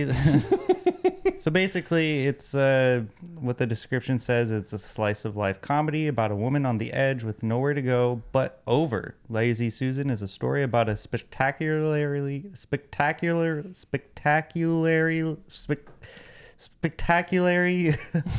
I don't even know anymore. Spectacularly unmotivated woman for whom doing nothing is exhausting. It stars Sean Hayes, Maria Shriver, and Leah Hubner. Sean Hayes plays the titular Susan. And he's a crossdresser? Yeah. Or is he trans? No, he it's just like plays Mrs. Doubtfire situation. No, it's not a Mrs. Doubtfire situation. It's a real Tootsie scenario. He just plays a woman. That's it? Yeah. He just plays a woman? Yeah. Oh. However, when Jared Leto. there are women that actually can play that part. Yeah, well, I think it's for the overall comedic effect. Oh, so they're making fun of trans people. I don't know. Right. Okay. I don't know. I don't you know. Gave it 5 stars? I gave it 2. Okay. But it's funny when I first started the movie and like it shows her like getting up out of bed. I was like looking at the character. I was like, she's not very lazy. I was like, that doesn't. First off, not lazy. I was like, that doesn't look like a. Well, I mean, there's a montage of her hitting snooze like a bunch of times. Tyler's review of this on Letterboxd just says #we can tell. I thought it was really weird, man. Not fooling anyone. Yeah. Well, I didn't recognize the actor, and so I transvestigated this movie and it failed. This does not pass the Bechdel test. Well, because I was looking at it, I was like, is that really a woman? Like I was confused, and so I looked it up, and sure enough, it was Sean Hayes playing the titular Susan. So they were doing like a John Travolta Hairspray situation. Yeah. Yeah. I guess. I mean, I don't know. The movie overall it does have its funny bits and moments. I ha-ha'd and I hee-heed. Yeah, you did a little chortle, like, but overall, like, I mean, you could probably, I mean, I would think that a lot of people could pass on this movie, but if you're looking to pass, if you're, for myself, She's not passing, but you could pass on this movie also. good one. I mean, for myself, like, I don't know what it is with me, but like, I like to have like multiple things going on at once. So like, It's the ADD. so like I'll like be like listening to like, you know, like jazz music while also listening to like the news radio while doing my job. Okay. So, Doobity-bap-bap, Trump hasn't been seen in 3 days. Doobity-bap-bap. yeah, exactly. Get your package. Exactly. And so for myself, sometimes like when I want to watch a movie, but I don't want to commit to like just having one. I have 2 screens at my desk, so That's their first problem. Call it the Goon So- Cave. yeah. So when I want to watch something but not really commit to watching it and like want to play video games but also glancing, like going back and forth, that would be a great movie for if you're someone like me who likes to I'm have. playing COD. I'm watching this anti-trans movie, and I'm watching TikTok of other movies at the same time. I mean- My problem with that is, Tyler, not to belabor the point, how much time have we invested in this review of this show, of this movie? that you half paid attention to. That you're asking all of the people listening and watching to listen to and engage with when you didn't even do that yourself. I did watch it though. I just No, you didn't. You were playing COD the whole time. I'm like, my eyes are like No, you chameleon. can't. It's like a chameleon. Like they're going this way. Like I'm like, COD. It's like match ends. Okay, movie. I mean, I have the headphones in to where I'm listening to the movie, so it's not like I'm completely. But it's not. But so you're playing COD on mute. Yeah. Playing COD on mute, watching Suddenly Susan Lazy Susan. on your other screen, wall-eyed, Yeah. like a freaking Shih Tzu. Yeah. Yeah. And taking all of the movie in. Yeah, I did take What all do you the do with your movie. cell phone at that time when it's happening? It's usually on the charger, like to the side. Watching TikTok? No. It's on there. No, that's too many. That's too many screens. Oh, okay. So yeah, Lazy Susan, like it's a good movie. Like I mean, like you've said it yourself. Like while you're Good doing movie, 2 chores, stars. like when you're doing chores, you For rewatches. I do that for rewatches. So okay, well, I mean, That new things that I need to intake. Like Yeah, I need to well- invest my attention. After into. I know the story, know the plots and stuff. well, listen. I mean, there's some movies where I do commit my full attention to, and there's others where I can. Maybe if you pay have your full attention, it'd be a 3-star movie. I doubt it. I You know, sincerely a doubt it. movie it can only be really as good as much as you invest your attention to. You know what I mean? I don't think Lazy Susan really earns that investment. No, it Well, doesn't. clearly, like you might actually like it more. Like when you watched Repo Man and Yeah. you actually watched it, you liked it more than your first watch Correct. when you were doing other things. Yep. Yeah, I mean, Correct. I see that point. I mean, I'm not saying like my logic is infallible. I'm just saying that's what I do sometimes with movies. There's some movies like, okay, let's say for example, like the new Yorgos movie coming out. Like if I wouldn't be playing a video game while watching that. I would want to have my full attention to that because one, I like the director and You're hoping that Emma Stone's naked in it. Yes, I hope so. Creep. No, I'm just kidding. I really can't wait for that movie though. But anyways, that's all I have for this week. Okay. I only have a couple things. One really bad and one really good. Ooh. The really bad one is Lazy Susan? no. I also watched Lazy Susan. I was playing Fortnite instead. Playing Apex Legends and Fortnite at the same time. Streaming on HBO Max is a video game movie, Assassin's Creed, Oh. with Michael Fassbender as Callum Lynch, the main character from the first video game of Assassin's Creed. Also starring Marion Cotillard. Wow. It's directed by Justin Kurzel, who directed Macbeth with Michael Fassbender before Assassin's Yeah, Creed. He also did more recently The Order with Jude Law and that was good. Nicholas Hoult, and that's a really solid movie. And a movie called Nitram Oh, yeah. from 2021. Jack liked that one a lot. And before all that, he did this movie, this video game based movie, which is really bad and not good. It's also starring Jeremy Irons. And yeah, they basically took the concept of the game, which is like it's sort of like a Matrix situation, but they're accessing Michael Fassbender's ancestors' memories Yeah. via like a attachment to the neck. A Cerebro device. In the game, that he just like lays on a bed and it's like a VR situation. But in this, it's more like a 12 Monkeys or the Matrix type of thing, where it's like a needle in the back of the neck or the spine, and then he's attached to like this VR arm that like lifts him up around. That's what I remember. Because he like jumps around on buildings, and it's more like he's doing the actions like in VR as opposed to like dreaming about it like in the Matrix in the game or the Matrix. The writing is really bad. The acting is not great, and you have Fassbender and Cotillard in this, and two like pretty good actors. What a waste. And no, not good. No, not good.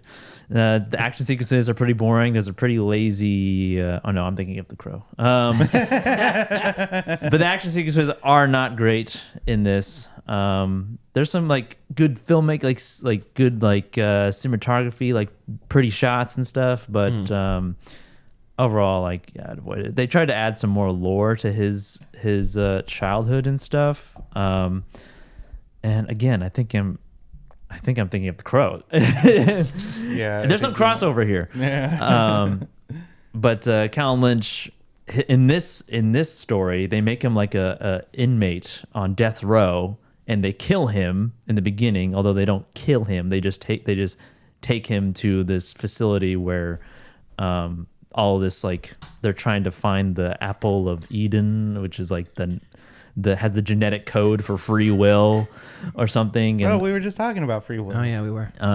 And they're this company's trying to get it so that they can harness the power of free will and take it away from. I don't know.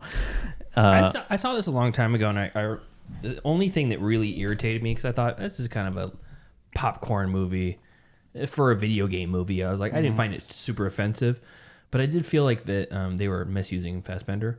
And also having him on that like fucking machine, like the fucking tilt-a-whirl, one-man tilt-a-whirl. Yeah, I'm like, is this video game correct? Because I've only seen people play Assassin's Creed. I've never played it myself. Yeah, does not seem like it. You literally just lay on a bed in the game, oh, and then they just dream about it. Oh, okay. I didn't even know that there was a Matrix aspect of it, or like a cell or something. It's called the Animus. Oh yeah, the Animus. That sounds like something dirty. They get enemas. Oh, okay. Instead of the back of the neck, it's in your butt. If you guys ever, it's in your really butt. hot day when you have a really itchy animus. Yeah, you do a coffee one for the morning. But yeah, that's not good and streaming on HBO Max. Okay. But Angry Otter would beg to differ. He says it's a movie, a legit movie. Oh, it is a movie. I mean, it qualifies as a movie. Yeah, a good one. I don't know. You know what would be a good topic to cover is movies that wasted good talent. Oh yeah, like Fassbender and the Snowman. Oh yeah. Fuck, man, that's not a movie. That's not even technically a movie. Yeah, the Crow might qualify. I guess we'll find out. Maybe. So and then the next one on my list is streaming. I was worried it wasn't streaming, but it is streaming on Criterion Channel and Canopy. But I watched a physical version of it because Pete let me borrow it. This is called Godland. Oh yeah, forgot. Pete talked about this last week or 2 weeks ago. A couple weeks ago. A totally different kind of movie. It's a Danish movie. Or Icelandic. It's Icelandic movie about a Danish priest who goes on a mission to Iceland to essentially spread the word, right? Build a church. Build a church. And where he doesn't speak Icelandic, but his guide doesn't speak Danish, and everybody else in the party doesn't speak Danish. So he's got like one translator. Yeah, there's one guy, and there's a part in the movie where they don't have him anymore, and he becomes they can't understand each other only by like emotion, by grunts. Yes, and this is 19th century Iceland, so it's very old. And he's also a photographer, and he does wet plate photography, so he has to carry a bunch of shit with him. I figured you'd appreciate that aspect, the wet plate. And I've never really like when a movie is presented in a sort of 1x1 or 4x3 format, like such as like The Lighthouse, Ghost Story, or Ghost Story, or mid 90s. I'm like, it never like people sometimes get upset by that, because either for whatever reason, like they want more of the frame, or they just don't think They it feel like it's a fits, gimmick. or it's a gimmick. This probably was like the most fitting use of that, of that ratio, which is, it's not even just 1x1, which is like a square. It has like rounded corners, like you're looking through like a viewfinder, or like, because he is a photographer, it's like it fits so well within that format, and it was shot on film. And the production of this movie is insane.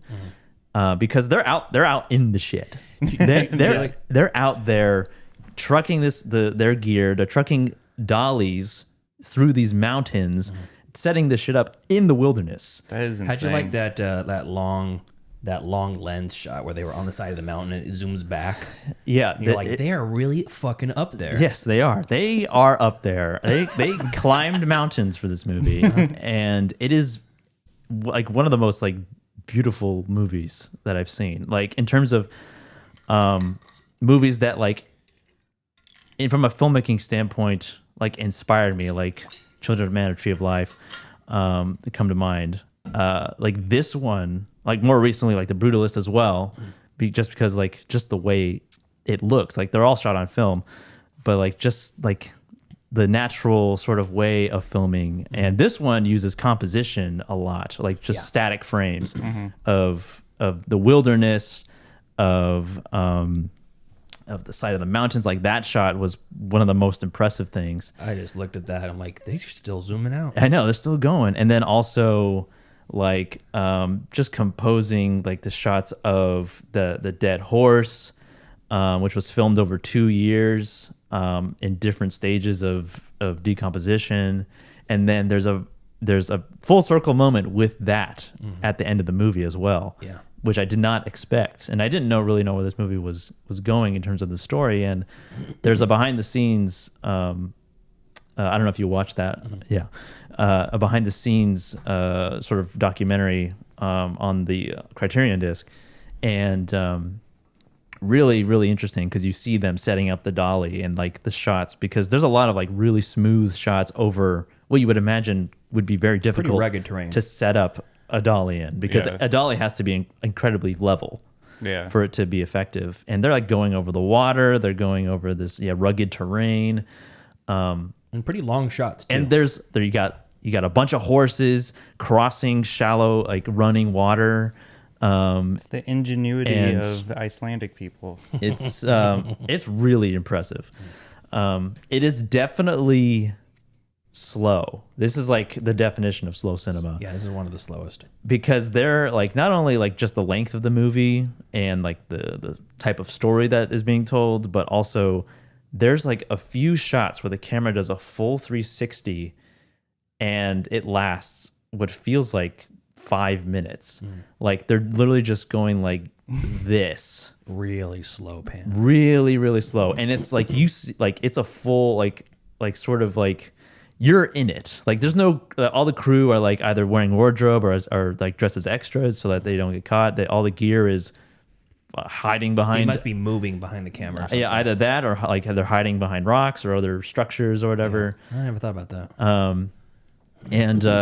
Yeah, it's just like it's really impressive, and I was a big fan of it. It would be hard to watch it again just due to the length and like the amount that it would take to like pay attention. It'd be nice to watch clips of this again. Yeah, there's like really fantastic like cinematography in this, because it is like photography. They're just like static composed shots, and much like wet plate photography, they have to stand still for like minutes to capture the picture, which is why in those types of photos why people aren't smiling, because they can't hold the smile for that long. So it has to like remain that. And even in the beginning when they're like on the boat going to Iceland, I was already like you're like, how they shoot this? Like because the camera is locked down to the boat and you're moving with the boat, like such as Yeah. almost like it's a snorri cam on the boat. Yeah, that's a good call. And it's just like they're doing it. Like they're out they're on the water. They're out in the Icelandic wilderness, and it is just like a visual feast for the eyes. And it's really interesting that the director like said that the movie was based on these photographs that were found, but that's a story that was made up to help him write the movie. to help him write the movie. Yeah. He's like, having a Danish priest go to this place, that's kind of interesting, but how do I develop the story? How do I tell this story and help it along? And he's like, okay, well, how about maybe he's a photographer, and the director also doesn't consider himself just a director. He considers himself an artist. So he's like, whether it's music or painting or photography or making film, he's like, I just like to create things. So in his mind, he's like, well, from the perspective of a photographer, Iceland is one of the most gorgeous places. So what if we found these photos later and then we backward engineered the story from it? Yeah. Nice. Yeah. Very interesting. It's a solid watch, and it's a high recommend, but I understand like it'd be hard to really like it's a foreign language movie. It's like 2.5 hours long. Slow as fuck. Yeah, and it's really slow, and it's a tough commitment, I think, for some people, but especially if you know the technical aspects behind what it takes to make just a standard film, and then you see it out, like watching The Revenant, you're like, oh, that's crazy, but knowing that it's all natural light, knowing that it's shot on location out in this fucking wilderness, it's like you're like, these poor bastards out there. It just adds a level of respect almost to the film. Sure. Yeah, I'm a big fan of it, and like the cinematographer for this movie has done movies that like English speaking movies as well. Oh, I didn't know that. Her name is Maria von Hauswolf. I knew it. She did Godland, Janet Planet, which is a more recent like A24 movie, I think. But yeah, just really, really like beautiful stuff. Hilner Palmason. That's the director. Writer-director. Yeah. Cool. Awesome. I'm glad you liked it. Yeah, streaming on Canopy, free. I just signed up for it. Get a library card. Sign up for your local library. It's really easy. And if you don't ever use a library, sign up anyways, because it helps them get funding. Yeah. I mean, probably getting it all pulled away now anyways.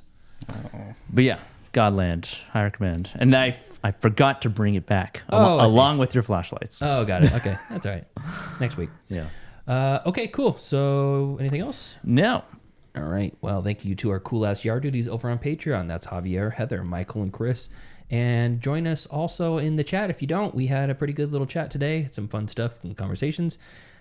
If you're just listening on the later released episodes on YouTube, or if you're listening on the podcast only, pretty much every Saturday, 12:30 p.m. Pacific time, we stream live.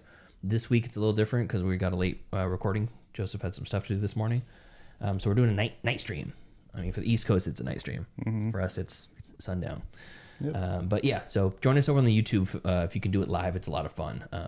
Anyways, until next time. Thank you for joining us as we gab and chatter. We play some ChatGPT games, and we stream and pick all kinds of fun stuff. Follow us on Facebook, facebook.com/MCFC podcast, and send us an email, mcfcpodcast@gmail.com. And follow us on Instagram at Middle Class Film Class. And on TikTok, Middle Class Film Class. And on Twitter, Podcast MCFC. Yeah, and if you want to share, if you enjoy the show, share with a friend or family member, somebody who likes movies or just likes listening to people talk on podcasts. It's a lot of fun. All right, we'll see you guys next time. See ya. See ya.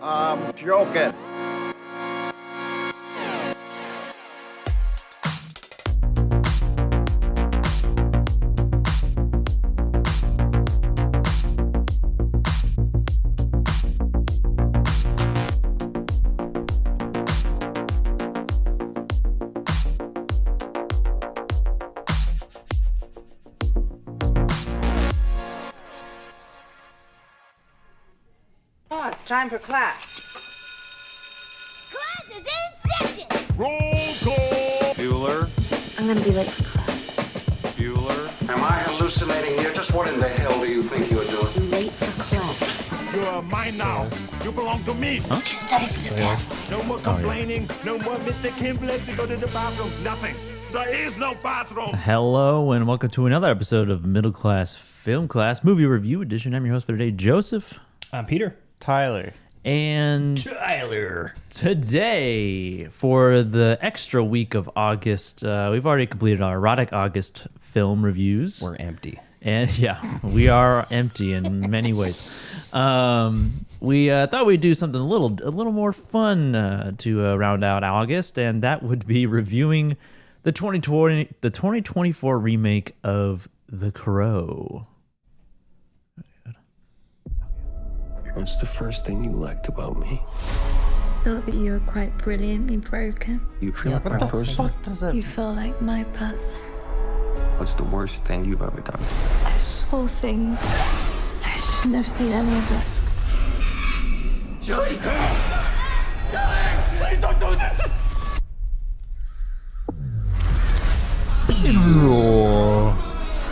When someone dies, a crow carries their soul to the land of the dead.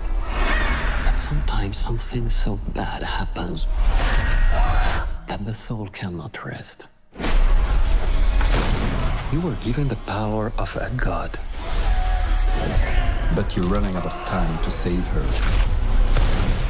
I'm gonna kill every single one of them. He came for us. First impulse. Anger. It's not anger. It's love.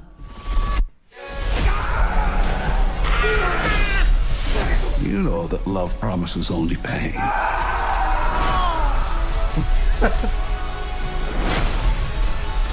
You have no idea what hell awaits you. That's my wife. No, I do. How many people have you loved? What? Her sister was a witch. I like the Travis Scott remix or whatever the fuck that was. Yeah. So The Crow 2024 remake of the original Crow movie based on a comic book, correct? I think so. Kyler, you're the resident brooding nerd here. Brooding goth, right? Yeah. Yeah, it's based on a comic book, right? Or a graphic novel. Crow's based off a comic, right? Something like that. Who wrote it? James O'Barr. Oh, I was asking Tyler, but that's okay. Did you know that? No, I didn't. Okay, James O'Barr. James O'Barr? James O'Barr, like O''bar. Oh, James O'Barr. He's Irish. I don't know. Yeah. Basically like a gothic Batman. You talking about the first one or this one? Just the idea of the idea. Crow. Concept. The concept of the Crow. And the original adaptation of this story is more like gothic Yeah. in essence. Whereas this one is like a I don't know, neo-goth type of vibe to it. Description is a fuck I don't know. It's a try-hard goth. Yeah, directed by Rupert Sanders, who also directed Snow White and the Huntsman and Ghost in the Shell, and director of one episode of Foundation, and some other movies that I've never. A lot of shorts before Ghost in the Shell, and he did a Ghost in the Shell short before he did the movie of Ghost in the Shell. Okay. So I haven't really seen any of his other work. You haven't seen Snow White and the Huntsman? No. You weren't there opening day? No. Okay. I guess that makes one of us. This is starring Bill Skarsgård of the Skarsgård brothers, and FKA Twigs, formerly known as Twigs, Danny Houston, something like that, as like a devil Constantine character or something. I don't know. He's the Whisperer. Something like that. And those are pretty much the main players. There's no one really other notable acting wise that I recognized. This is a new version of the story where we didn't No, you talked about The Crow. We didn't. It was a streaming pick. We didn't online. review it. Yeah, and you didn't like it. Very cringe. Yeah. The first one. Sacrilege, some would say. And this kind of takes that same story, modernizes it. Well, I guess just sets it in 2024. Yeah. And kind of adds more lore to his character, which I don't know if is accurate or inaccurate to the source material, and then adds another supernatural element of the villain who was like owes souls to the devil, something like that. I don't remember any of that from the original. Then that's because it's not in it. Yeah, it's not in it. Because it's not a thing. Original was just like a biker gang. Yeah, and I don't know if he's like a villain, like a Batman villain, or he's like a Crow villain, like from the graphic novel. Oh, I see. I have no idea. Vincent Rogue, Roeg. Yeah. Who's played by Danny Houston, who plays very similar type roles where he's like usually not likable. He was the villain in The Fugitive, spoiler alert. He's the villain in Naked Gun, the remake, spoiler alert. X-Men Origins, or one of the X-Men movies. Yeah. And so Bill Skarsgård is a drug addict and he makes music, and FKA Twigs is also a drug addict and also makes music. Can you classify what they do as music? I guess. I don't know. She's basically like on her heroin low. Yeah. You don't really see much music from her. That's her singing. Yeah. And she is in real life, she is a musician. Oh, I didn't know that. FKA Twigs. I like how she's doing that part, and he goes, "Stop! Why'd you stop? That was beautiful." And she's basically just like murmuring to herself. So they meet in rehab, like prison rehab. I didn't understand that environment. Escape that, and they get romantically involved with one another, and they have a whirlwind romance until this guy, Danny Houston's character, Vincent Rogue, is looking for her. And her mom is looking for her, and they catch up to them, and then they brutally murder them like they do in The Crow, although it's much different in that version, where it's more just like an attack on these people and less motivated. Really, it's like they rape and kill Shelley, and they just kill Draven, right? Is his name? Yeah, Eric Draven. Eric Draven. A badass name. Eric DeCrow. Yeah, Eric DeCrow. Eric the Crow. DeCrow. Yeah, why didn't they call it the Raven? It's Raven, yeah. Raven with the Draven. The Draven. Yeah. And he gets a chance to take vengeance on the people who killed both of them. And he does so. And then the rest is history. So this was our punishment wheels, you said earlier. Yeah, the fun punishment. Yeah. Not quite as bad as like watching a dog shit, like maybe like a not a B movie but a C movie, you know, not like watching something fucking really terrible. Yeah. But the ratings were so bad. It was like 28% critics score on Rotten Tomatoes. Yeah. But above 65 on the audience score. Oh. So I was thinking, it can't be terrible. Absolutely can't be dog shit. So, but I mean, I've been wanting to watch it for a while, and it was either that or War of the Worlds. Yeah. Which has almost no redeeming qualities to it. But you were gonna watch that? Or for this week? Yeah, we wanted to. Yeah, we were about to watch War of the Worlds. Okay, so this is all our first time watches for this. We've all seen the original. I don't want to go first, though. I want Tyler to go first. You want Tyler to go first? Me? Just because. Okay. Tyler, what were your initial thoughts, my and how do you think it compares to the original? What a movie this was. Jesus Christ. It felt like this movie was made for Tumblr kids to extract gifs from scenes of the movie. Very stylized movie. Poorly acted, especially on Bill Skarsgård's part. Like, I was very, very surprised how poorly he was performing in this movie. Twigs, I didn't even know she was an actor to begin with, and she also wasn't great. The story wasn't confusing. It just didn't need to happen. I just think like I didn't get like how him exacting his revenge on his love's killers would bring her back from hell. They didn't really explain the rules that well, so I was kind of confused throughout the whole movie.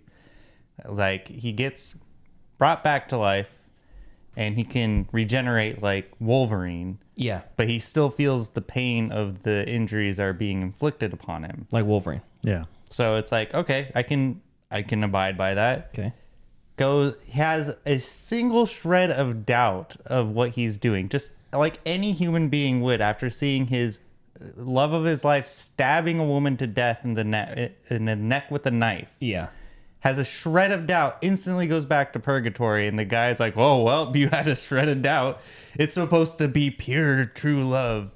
And I was just like, fuck you, guy. Like, are you kidding me? Like, I'd like to see your wife stab someone in the neck with a knife and then just, like... Your wife's never stabbed someone in the neck and died before? Yeah. And then finally... I thought he said that we're getting into the plot, to the details. Okay, just well, overall I'm just, thoughts. I'm just glossing over I to like the it, fact that it's ridiculous. Because then he just comes back, and then now he doesn't feel pain, and his blood is black. Kind of badass, but still. Devil credit where credit's due. The action sequences were lazy, not very exciting, and just the very cringy lines. Just what was the first thing you liked? Like, as we heard in the teaser trailer, what's the first thing you liked about me? I liked how beautifully broken you were. Beautifully broken. What does that even mean, Twigs? What does that mean? Yeah, I mean, it's it was a tough watch, man. I gotta tell you, it was a tough watch. Okay. Almost popped on Call of Duty. Oh, Jesus. I'm glad you didn't. No, I put my full attention to this movie. Okay, cool. But yeah, it was a tough movie. I wouldn't find it fun. Definitely punishing. Not fun. You laughed a little bit, but those are my initial thoughts. All right. Places occasionally stupid, but does not disappoint. Okay. All right. Got it. What the fuck was that? That's my Aunt Linda. Goddamn you. Okay. So long. Pete. Okay, so I didn't like the first Crow. Really much at all. Famously, you don't like it. It almost felt, I don't know, it felt disingenuous in a way. And I know that it probably was very genuous. It's probably incredibly hyper-genuous. genuous. Yeah. Someone died for the film. That's neither here nor there. That has no bearing on whether the film is good or not. True. Right? Oh, God. Yeah. And rest in peace, Brandon Lee. What a shame, you know. He was about to be the next star in the 90s. Son died, or his father died before his time. Son dies before his time. I think it's a shame. It's a damn shame. Yeah, it is. But I almost felt like the portrayals of the archetype of the characters in the original Crow didn't land on me. Was the biggest problem. Like the bad guys, you're like, why are they bad guys? Well, they're sitting in an evil lair and they're like pounding on the table and eating bullets. What the fuck? Is this what a bad guy is? That was my problem. Yeah, they're eating nails. That was my problem. No, they're not eating nails. Well, They're I mean, like bullets. it's like literal bullets. Yeah, they eat dangerous things for breakfast. like the Well, girl from they kill and rape women. Yeah, well, there's that too. But the bullets. Yeah, I don't know. And then Draven is just really trying to sell his brand of being this like Crow guitar playing uber cool guy playing guitar in the rain on the rooftop or whatever. Like when he charges at that guy, he's aura farming. Yeah, as I call it. Yeah, when he's charging at that guy playing the guitar that's not plugged in, he's like ding ding ding ding ding ding, and like it kills the guy in the original. I'm like, what the fuck? What is this? This is the best they had. Maybe it was because they didn't have a chance to make a second take because Brandon Lee had been gone at that point. Yeah. But in this one, it's almost like they take the least likable people of our generation and center the entire movie around them. You're like the love story between the two is, hey, you guys want to hang out at my friend's house and get fucking high? You're talking about the modern one. The modern one. Okay. Yeah.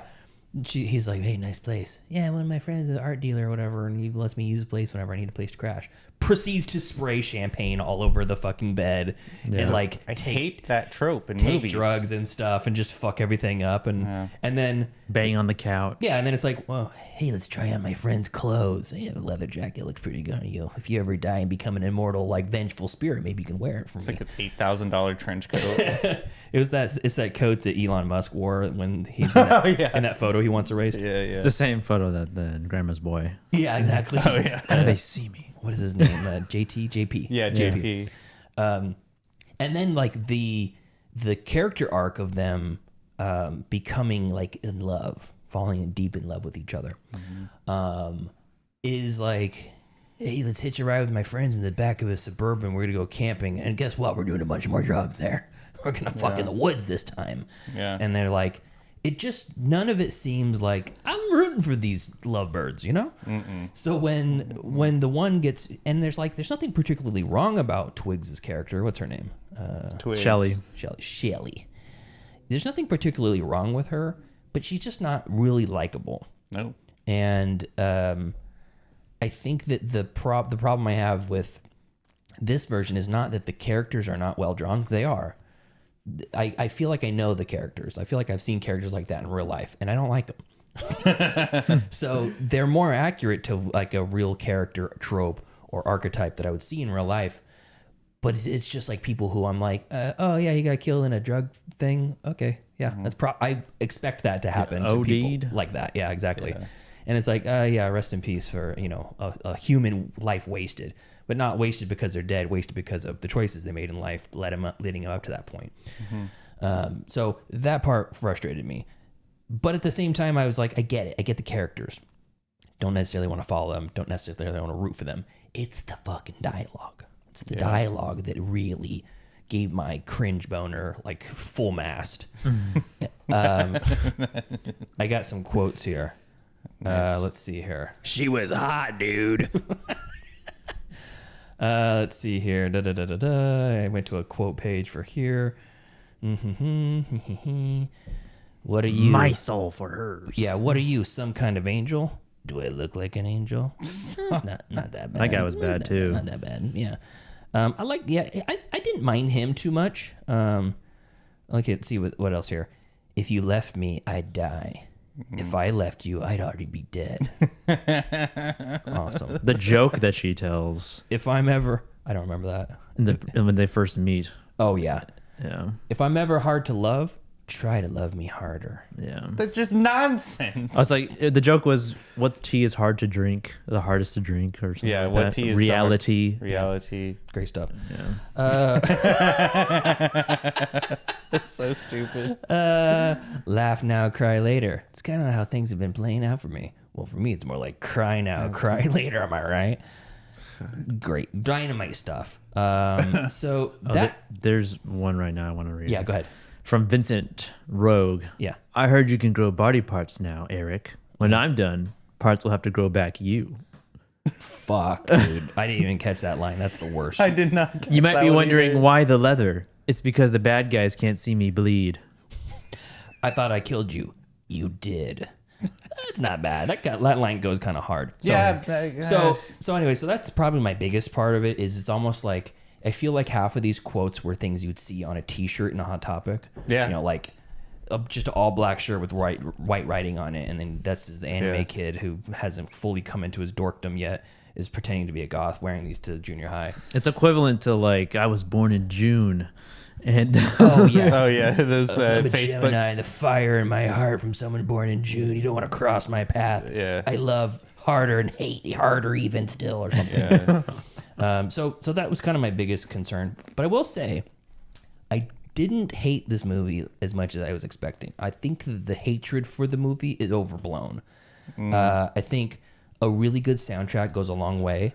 So it's almost cheating, like putting bacon in a recipe is just cheating, you know. Had a bunch of needle drops. Yeah, a lot of good stuff, and I'm gonna play all some goth music. Almost, yeah. I'll play some a little bit later because I want to, and it'll probably get copyrighted, whatever. Because I think there's some interesting things there, and I liked that a little bit of cheating, putting a really good soundtrack in a shitty movie. But I liked how they had fun with the fight sequences. They weren't expertly done, but they were like it's like what I would see in a comic book. Oh, there's a sword in me. I'm gonna stab you with my body / sword. You know, It's like, okay, it's a comic book movie, and it's a modern edgelord movie that's very cringe. But at the end of the day, I was still like, okay, kind of cool. I'm still digging it, and I couldn't make a better movie than this. So at the end of the day, fair enough. So that's kind of where I stand on it. I'm like middling. Okay. this movie is not good. Agreed. It is, in fact, bad. I didn't like it one bit. One bit. I will say, Oops, wrong one.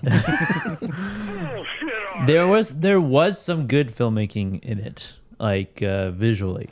There was some like really unique shots. It wasn't very consistent though. Like the shots when they're in prison, there's like that big wide shot of them in a circle, which was really good. There's some shots in like interior apartments type stuff at night. It's pretty creative. And then the best part of the movie is like the violence. Yeah. Is the effects, like either the practical or the CGI of like him healing and stuff, him pushing the intestine back in. Is that what that was? I thought it was like a hip bone or something. No, it was an intestine. Okay. Him like popping it back in like a hernia. Was really good. But yeah, writing was bad, acting was bad. The story didn't feel like it didn't make any sense because they didn't establish like the villain really in relation to him and like what the fuck was his power. He can just like give you the voice and just command you to do things, like he's like possessing you sort of. Yeah. And then like why he did that, why he made Shelley kill this person, and why somebody was just filming it, and then like I didn't really quite understand it. I know like he's trying to like basically stay alive on Earth and just giving souls to the devil because he made a deal with him or something. That's how it works. He can also play guitar really good too. Yeah, I guess so. Really good. That comes along with every deal with the devil. Really good on the fiddle. Yeah. But yeah, the whole like the lead up to them was just like it wasn't worth it by the end, because like they didn't see much. They had much interaction. They didn't even know like each other at all. And the action was lazy. The fight scene, like the opera house scene, was like cool in concept. And there were some good moments, like brutal moments in that scene that were like made me like, oh god. Where the guy gets turned into Terrence and Phillip. Yeah, he turns into a Pez dispenser. Yeah. But other than that, it was pretty like lazily choreographed. It didn't feel like he really knew what he was doing, other than knowing how to like defend himself. And they give him a katana for some reason. Like they turn him into a samurai somehow. Yeah. This was like basically the David Ayer Suicide Squad. That's a good comparison. Because he even has like Joker moments. Like his makeup is even close to his shitty tattoos. Yeah. Like the tattoo in combination with the face makeup he eventually gets. Like when I got these scars. Yeah. Yeah. I cried so hard. Yeah.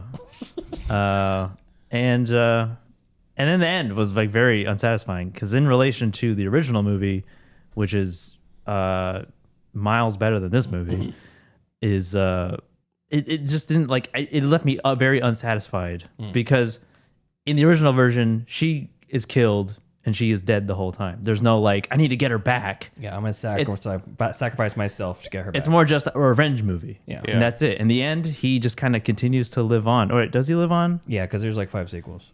Or 3 sequels. Yeah, there's a couple sequels. I could have swore that he dies, like because he completes his mission essentially, and he moves on. I can't remember exactly, but this one was just I didn't care about her character coming back at all. Like the stakes were not there for me to like be interested in like the conclusion of the whole story. So yeah, it's not a good movie. Yeah, it is not. And I was, the tattoo on Eric Draven's back? It's a poem from H.P. Lovecraft. Oh, is it really? From Lovecraft, huh? Yeah. Doesn't look like much of a reader. Yeah, it's as edgy as you would think it would be. Cool. Dude, this movie. Are you gonna read it? Are you gonna read the poem? Oh, you want me to? Oh, yeah. I was just giving you a little trivia about it. Okay, hold on a second. I'm gonna give you some music. Okay. Evil wings in either beating, vultures at the spirit eating, things unseen forever fleeting, black against the leering sky, ghastly shades of bygone gladness, crawling fiends of future sadness, mingle in a cloud of madness, ever on the soil to lie. That's beautiful. I felt like I was back in high school doing that popcorn reading, and that you get the kid who just like has a hard time. Can't like see the structures of the sentences and like continues past the period and doesn't take a break. I mean, I was reading it on someone's human body, so it wasn't a text. You didn't read the text of it? No, because I Googled it and they wouldn't give me the exact text. So. Oh, okay. Well, that wasn't bad then. It just, but God, like this. So the one thing I hate about the one trope that I hate in movies when it comes to love stories is when it's a whirlwind romance. Yeah. And it doesn't pay off in a sense. Like you don't believe that they would have fallen in love in that time. I mean, like I'll compare it to the Before series, how that was kind of a whirlwind romance, but it felt realistic and it did pay off in later movies. I got to interrupt you for a second. If it's going to take an hour and a half to get to for the people to believe that you're going to fall in love, then you can never do a whirlwind romance unless it's the entire movie. Before Sunrise is great because it takes the entire movie to get you to the point to really believe it. Yeah. Of course, that is the most believable version of that. Yeah. But I think that there is much better versions of falling in love, getting to know each other, bonding over shared trauma and things like that. In this one, it's just like, you do drugs too? You're kind of hot. Nice. I'm kind of hot. We're both in rehab together. Fuck it, let's just escape and then let's do drugs. Bang. Let's bone. And also the music part of it. Yeah. Like they make music. Yeah, that. Well, I really wish their music would have been like a D Antwoord or something like that. Yeah, because he doesn't have a guitar or anything. He doesn't. He says he just. She asks him in the beginning. Used to. She asks him in the beginning, "Do you write music?" He's like, "No, I just write stuff." Are these poems or lyrics? Songs? Yeah. I don't think they're either one of them. I just kind of write. I do something different. I found a sound clip of what's the guy's name? Who the bad guy, the villain? Vincent. Yeah, Rogue? Vincent Rogue. Of him doing whispering the to take someone's ears over. Oh yeah, it's like. Yes. And then they're like, must kill the president of the United States. The Prime Minister of Malaysia. Exactly. This movie probably had the cheapest use of a Joy Division song ever. I mean, as soon as I heard those first few notes from the bass of that Joy Division song, I knew what they were going for. No, I know they don't use the song, but yeah, it's this song, right? Yes. As soon as I heard that, I was like, God damn it! The song doesn't even fit to the scene of the movie. I don't know. I was jamming along to it. Well, yeah, it's a Dynamite. God, song. I was watching a piece of shit. It's a Dynamite. It fooled me for like a second. It's a Dynamite song, but it does not match the energy of escaping this weird forced rehab prison rehab because she got arrested. Yeah, but I mean, she gets arrested. Like that's just like a drunk tank charge. Like she's getting put into she's being institutionalized. She had enough drugs on her to be considered heavy use. No way. It was a baggie of pills and powder. That's chump change. Maybe that's not her first offense, my friend. I don't know if they should count that as an arrest. Just because they weren't looking for her. She just bumped into them. It doesn't matter. Yeah. I don't think they should change the law.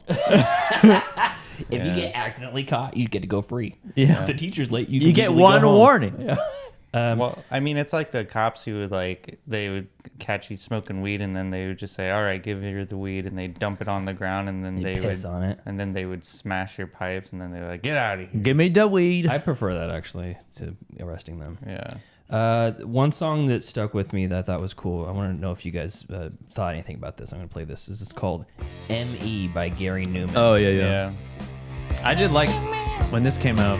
I was vibing. Yeah, I was vibing. So does this remind you of anything? It reminds me of a scene from Another a movie. Okay. So this is a song that came out some years ago. Yeah. Yeah. Just listen. Yeah. That's where the sample came from. Yeah. Yeah. I never heard the original song before. You never heard of the original one? No, I've only heard this song before. So when that other song came on, ME came on, I was like, is this a fucking slowed down, chopped up remix of Basement Jacks? Yeah. What a weird thing to do. I know my Basement Jacks when I hear them. Yeah, that's right. I found out about them through 100 Gex. Really? Basement Jacks? Yeah. Really? It's kind of backwards. That's weird. Yeah. I just found them just now. Just now. I've heard that song before, but I couldn't tell you who sang it. Yeah, it's weird. Yeah, Where's Your Head At by Basement Jacks. This budget had an estimated $50 million. Guess what it was worldwide? 28. Worldwide box office? Yes. 28. 10 million? 24 million. Oh, not bad. Opening weekend, 4 million. Okay. I remember being cautiously optimistic about it. I thought that I remember when they first released the still of him, and everyone's like, "Oh boy, this is gonna be bad. This is gonna be." They got those trash bad tattoos, like he's a SoundCloud rapper. Yeah, it looks like Ryan Gosling from Place Beyond the Pines. Place Beyond the Yeah, but worse. Yeah. A question mark on his temple. I know. Lullaby. What does Joker have? Damage or something? Yeah, damage. And then ha ha ha ha. Oh yeah, ha ha ha. Just normal tattoos to me. I saw a YouTube reel or a Facebook reel that was like having a conversation with someone before they get a blackout tattoo. And it was the tattoo artist like, why do you want your whole arm blacked out? And he's like, I just want people to know that I'm just like really fucked up. Like there's something wrong with me, you know? Just like the whole fucking thing, no art or anything, just the whole arm. And they'll look at me and go, like, something's wrong with that guy. I'm fucked up. Yeah, I want people to think I'm crazy. Yeah. Even though I'm pretty normal. I'm an accountant. So this movie, The Crow, had been like in development for a long time, and Jason Momoa was once attached to be The Crow. That's interesting. But it wasn't this movie. It wasn't this story or this script. It was intended to be called The Crow Reborn, based on a screenplay by Cliff Dorfman, being an original story about an undead police officer returning to avenge his family. And Jason Momoa saw that script and was interested in starring in that movie, but the production fell through when Momoa left because he didn't like the constant rewrites, which wore away any semblance of the Dorfman script, turning it more into a remake of the '94 film, and less the original story he signed on for. Dorfman himself disowned the resulting film after seeing a screening, posting his response to possible fan skepticism of the film's quality, writing simply, "It is and don't," which no idea what that means. It is as bad as you think it is, and no, you shouldn't go see it. Don't watch it. Yeah. Out of respect to Brandon Lee and due to the tragedy that occurred, out of respect to this is funny. The filmmakers of this film banned real guns from this set, but they still made the movie. Oh, okay. Out of disrespect to Brandon Lee. Jeez. I think the producer is the same producer, though. Pressman, or Edward Pressman. Mm-hmm. I think he produced both of them. Oh, really? Yeah, because I remember we were showing it. There was a Pressman movie we covered. Yeah, maybe it was Cherry. Yeah, it was Cherry 2000. Oh, really? And I was looking through his IMDb of all the stuff he produced, and all the Crows were in there. The original, all the sequels, plus the new one. Yeah, the director of the original, Alex Proyas, immediately stated that this new version should have never been made. The Crow is not just a movie. Brandon Lee died making it, and it was finished as a testament to his lost brilliance and tragic loss. It is his legacy. That's how it should remain. After the film's release, Proyas posted screenshots of all the bad reviews and commented that box office is a bloodbath. I thought the remake was a cynical cash grab. Not much cash to grab, it seems. Yeah, what a hater. That's a expert pro hater. Yeah. I mean, this movie I made 25 years ago, it's sacred.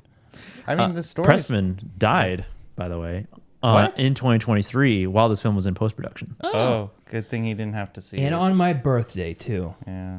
Yeah. Rich. Tony Todd, who played Grange in the original film, shared a link to a negative review of the remake on his Twitter account, implying that he shared the sentiment. Yeah, him too. I have a question. So, I might have an answer. Eric Draven, he gets the crow powers, Yeah. extra crow powers, after he accepts the fact that he's going to sacrifice his soul for hers, right? And then he gets the black blood.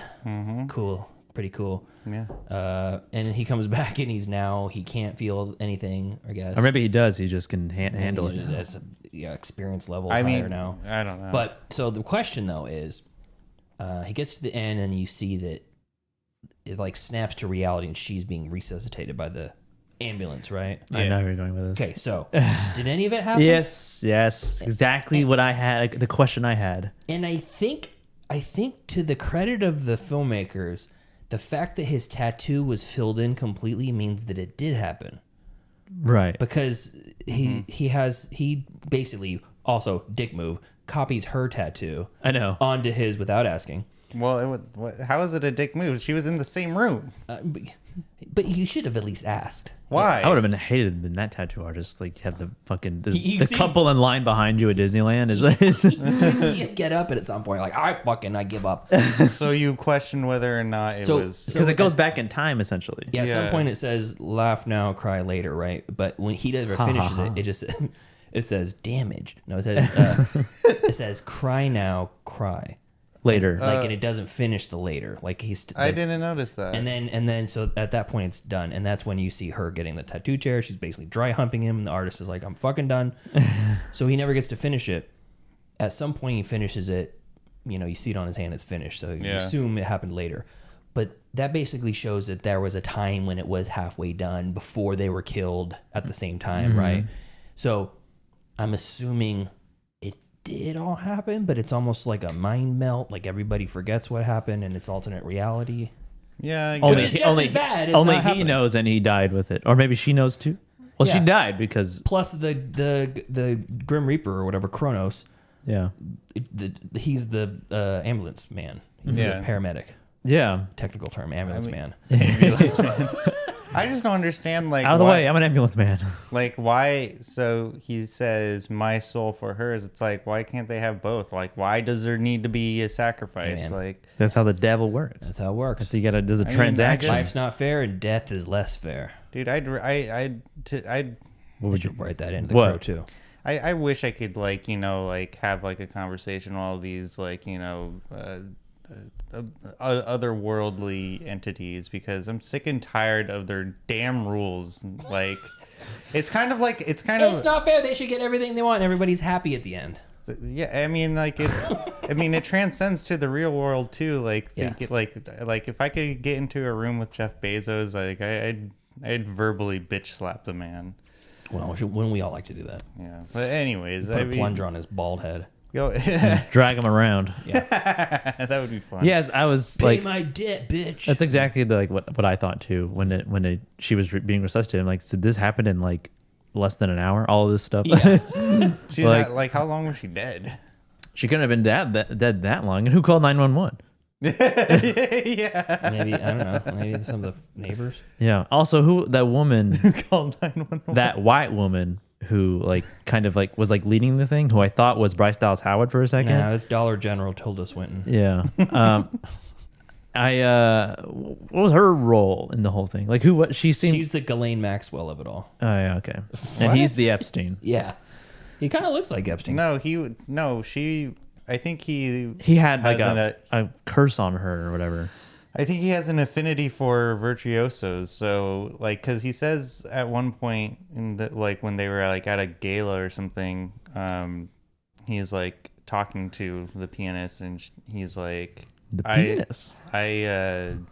I've seen like many like great musicians in the world, like throughout time, and like basically telling her like, you are one of those.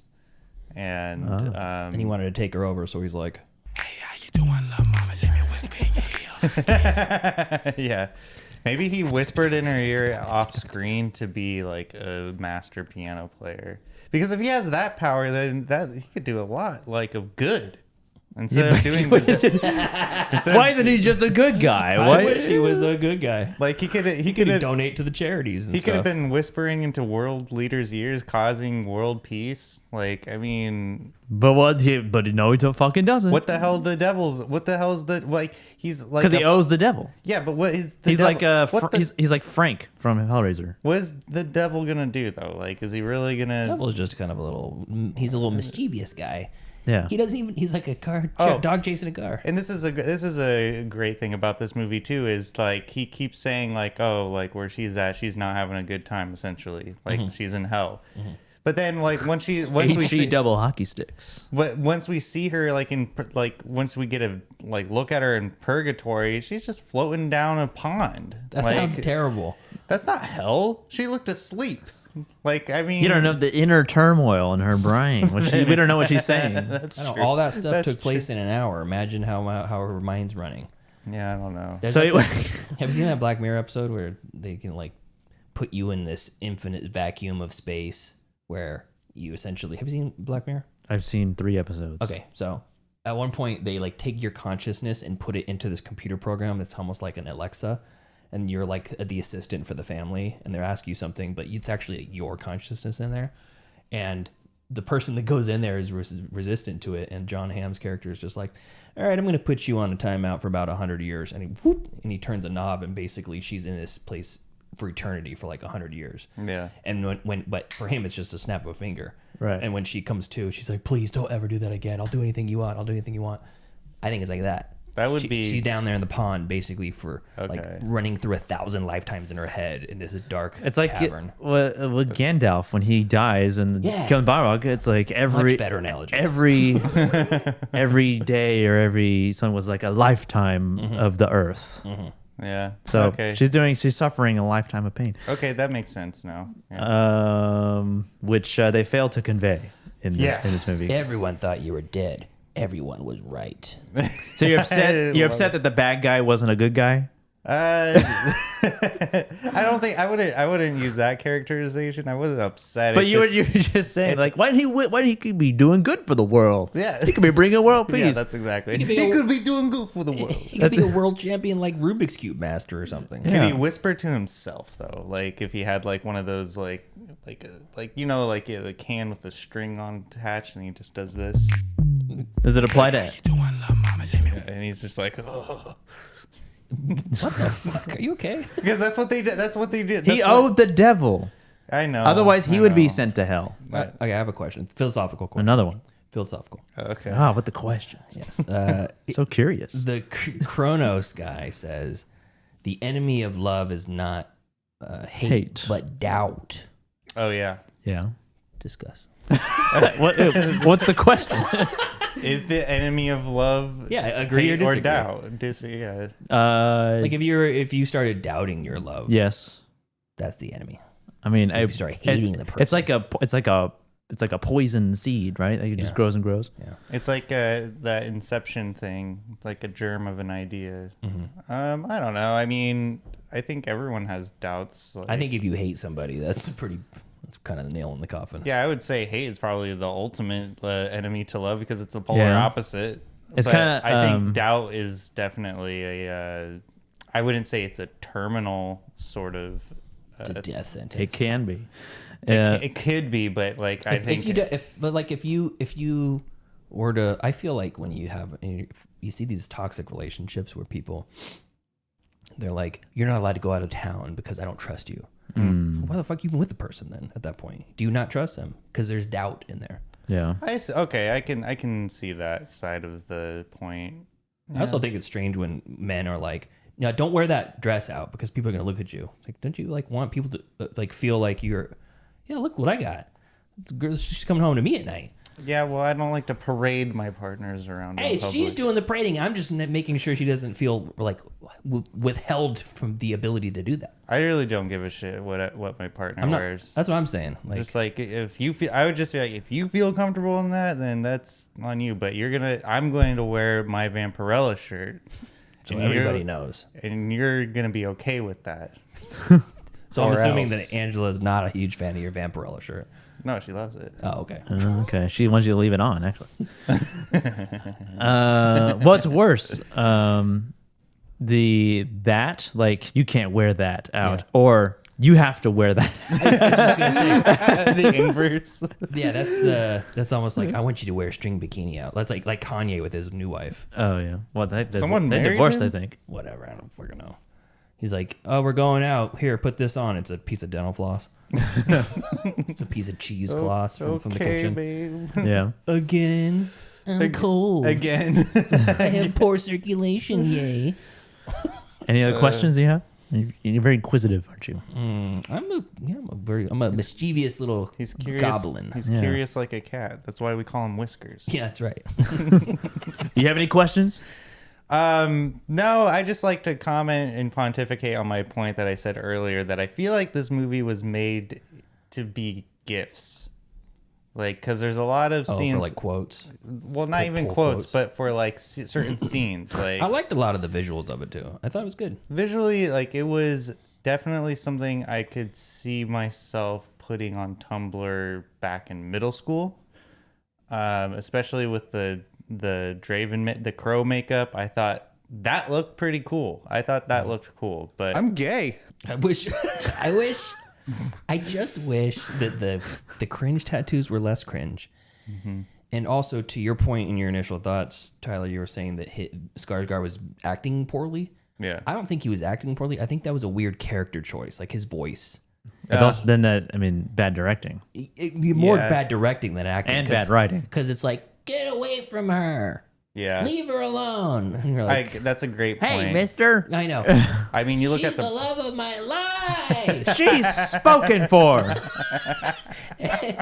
And that's my wife. He was just missing the fedora. I listened to a interview with Tom Hardy when he was talking about his choice of the character in Bane, like the way he was going to have Bane talk, and he said he ran it by Christopher Nolan, and he's like, "We're going to take a big swing. What do you think about this? I'm going to give him like a Scottish accent and make him kind of sound like this." That's a good one. And he goes, "But if you hate it, you know, I get it. I'll do whatever you like. I'll just do a standard growly villain." And Nolan's like, "No, you have full autonomy. I stand by you 100%. That's the Bane." And he's like, "Okay then." Well, he couldn't. He tried to. I think he tried to do a Brazilian accent because Bane's Brazilian. Oh, I didn't know that. And he couldn't do it. It okay. sounded bad, so they went offensive. that round. Tyler, can you do a Brazilian accent? I don't even know what they sound like. Portuguese. I don't know. They sound like sort of this. That's Italian. Spanish. How dare you? I don't know. I don't know any Brazilian accents. So I mean, Hola. I don't know if they say hola. Ciao. They say they do say ciao for goodbye. They say bon dia for like hello or good morning. Yeah, I don't know. I couldn't. Bellissimo. What other ethnicities can you do an accent for, Tyler? Congo. Interesting. Yeah. I don't know if I feel comfortable. How about South African? That's fine. They're white. Charlton Copley, one of the most famous South Africans. I don't know. I can't do that either. Just do an Elon Musk impression. Yeah, that's what I was trying to channel my inner Elon Musk, but it doesn't want to come out. I don't know. I bet it's hard to pin down the way he speaks. Yeah, it's like a conglomerate of all of the accents put together. It's like someone with a head injury. Do a Charlton Copley accent, the guy from District 9. These fucking prawns. Yeah, I couldn't do that either. I would have to practice that. Like the accents that I give you, I've practiced. Diantword. Yeah, I was gonna say that's where I get my South African from. Yeah.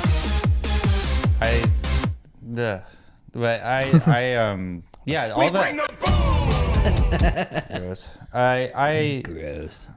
All the accents I can do, it's practiced. Well, okay, let's do your most practiced accent. Obama. That's an impression. Yeah. That's the same thing. Yeah. He's got a Chicago accent. I thought it was Hawaiian. Well, The Crow 2024. Sounds like Tom Brokaw. Pretty good so far. Continue. Yeah. Is it? Yeah. That's all we get? I mean, I don't really have. Give us your grade in Obama. Well, if I would have to give The Crow a grade, 2024, a D. D. You give it a D? A D? I would give it a D. Oh, okay. A D for a Democrat. D for Democrat. Okay, very good. Oh, okay, Cronkite. Yeah, thank you, Barack. Hussein. Yeah, D. All right. Yeah, D. This What movie about you? sucked. What about you, Joseph? This is like almost an F. Wait, no, what F movies? I think we've had like one or Caveman, maybe? Caveman. Caveman. Oh, God. We might have been giving it star ratings at that point. Oh, yeah, I don't remember. Before that. I still feel bad about that because one of my friends recommended it, and she's like, "You fucking ripped my childhood apart." D minus? No. D, because there are some solid visuals and the violence was pretty well done. Yeah. Everything else was terrible. Dang, these couple of ivory towers over here you guys are sitting in. This is like a C. It's a C. Really? Movie. Yeah. You're passing. I guess D is a passing, but Yeah, C is it's a passing grade movie. ugh, It's not bad. it is bad. I mean, okay, It isn't- it's bad, but it's also got some good Yes. and enough to balance it out. Not enough to recommend anywhere. I don't know. I'd recommend this to a fair amount of people. It's I wouldn't go out of the way and would say, "Hey, you should go see the new Crow movie. It's actually pretty good." I would say it's got some redeeming parts in it, and if you're like a goth kid at heart, Watch the original. You might dig it. Yeah, because I can't understate how good the soundtrack is. I mean, it's so bad. I still don't think it's as good as the original soundtrack. Also iconic. It's so bad that it's not streaming anywhere but Stars. Yes. Yeah. Anyways, D's and C. 2 D's and a C. 2 D's and a C. So yeah, that's it. That's it for The Crow, and we're gonna pick a movie no, we already picked the topic. Yeah, for B movies. B movie September. I have some music that doesn't really fit, but here we are. Spaghetti Western Yeah, how music. about- let's do this one. B movie September. Yeah. What are we starting off with? Tyler. Deathgasm. Deathgasm? Deathgasm. Oh, Deathgasm. Yeah. Okay. Is that B movie? That's considered a B movie, yes. Because Gronk told you? Gronk told you from Twitter? No. Elon Musk's fucking clanker? No, IMDb told me that. So, yeah, Deathgasm. I like the name. I've heard it's highly regarded, and yeah. I don't Cool. see B movie on this at all. Wait, Body horror, dark comedy. Does it say that on IMDb? Folk horror, splatter horror, teen comedy, teen horror, action comedy, horror, music. Is Deathgasm a B movie? Yes. Oh, this is AI overview. Deathgasm can be described as a B movie, but not in a negative sense. Okay. I don't know. According to Google AI, So it's a 2015 New Zealand comedy horror movie. If you look up Plan 9 from Outer Space, which is arguably the most famous B movie, Yeah. it is categorized as B horror on IMDb. All right. So Deathgasm. Deathgasm. Okay. Where's the streaming? That's a great question, Pete. Glad you're prepared for this. That is a great question. Deathgasm is streaming on Tubi. Amazon Prime, Hoopla, Pluto, and Plex. Pretty available for every one of the classmates out there. I don't believe it is on Tubi. It said I just Googled it just literally 2 seconds ago. But does Google know? Yes, Why? because of AI. Fuck AI. You saw how good it did with the Alfred Hitchcock question. Oh my god, that was egregious. Let's see here. Tubi. Oh, Kill List. It's B movie. Leprechaun is a B movie. Yeah, that's for sure. Saw is a B movie. It says here Halloween is a B movie. Rocky Horror Picture Show, Texas Chainsaw Massacre. It is on Tubi. It's not showing on Just Watch on Tubi, but it is. It Follows, Nightmare on Elm Street, The Invisible Man from 2020. Well, I mean, I don't know. It's a really broad. So let me ask you this, Tyler. This is your topic. Yeah. Again, why B movies? Just because I've liked older B movies, like from the 80s. Kind of grew up on those. I was originally going to say only 80s B movies, but we could watch, but I was convinced otherwise that it should be a more broader spectrum. Okay. And so you went to the complete polar opposite, 10 years old. Correct. Okay. And so I think they're fascinating because it really shows the endurance of the human spirit to create art that people may receive as bad. Yeah. And I just don't know if Deathgasm fits that. But it's your thing, so. I mean, I'm not that's gonna you wouldn't qualify. I haven't seen it, so you haven't qualified as a B movie. I wouldn't. No, I've seen it. And It's very mainstream. I think it's great. I wouldn't say it's mainstream, but it's as mainstream for that topic. Why doesn't it qualify as a B horror or B movie? It doesn't feel low budget. I mean, maybe some of the gore feels like at home, sort of like DIY horror, like gore, but really, not really. I feel like it's a pretty well produced movie. It has not main name people, but it's also a New Zealand movie, so I wouldn't know if they were like big name people. It's an indie film for sure. Yeah, for sure, it's indie. I would agree with that. So, but again, it's your movie, so it is what it is. Do you want to give both of us our movies too? You have one picked out, Joseph? Yes. Okay. All right, Joseph will be, because normally we just sit, we spin it. You have one ready to go. We have to figure it out. Yeah. One I think is very timely. The Toxic Avenger. Oh, great. Oh, nice. Great. Good call. The original from 1984. Thank you, because I've been waiting to watch that before the remake. Yeah. This is a B movie. 100%. For sure. And there's plenty of sequels. The Toxic Avenger is streaming on Prime and Fubo and Roku and Canopy and Shudder and Pluto and Plex and Fossum and Trauma. What the fuck is that? What is it? Trauma Vision? Trauma Vision? Yeah, that's Trauma Now. Trauma is the production group, like the. Oh, it's free. You can watch it free on Trauma Now. It just literally just started playing Cool. as soon as I clicked it. Nice. Okay, cool. So Toxic Avenger. Yep, Toxic Avenger. I think it's NC-17, right? No way. Is it really? I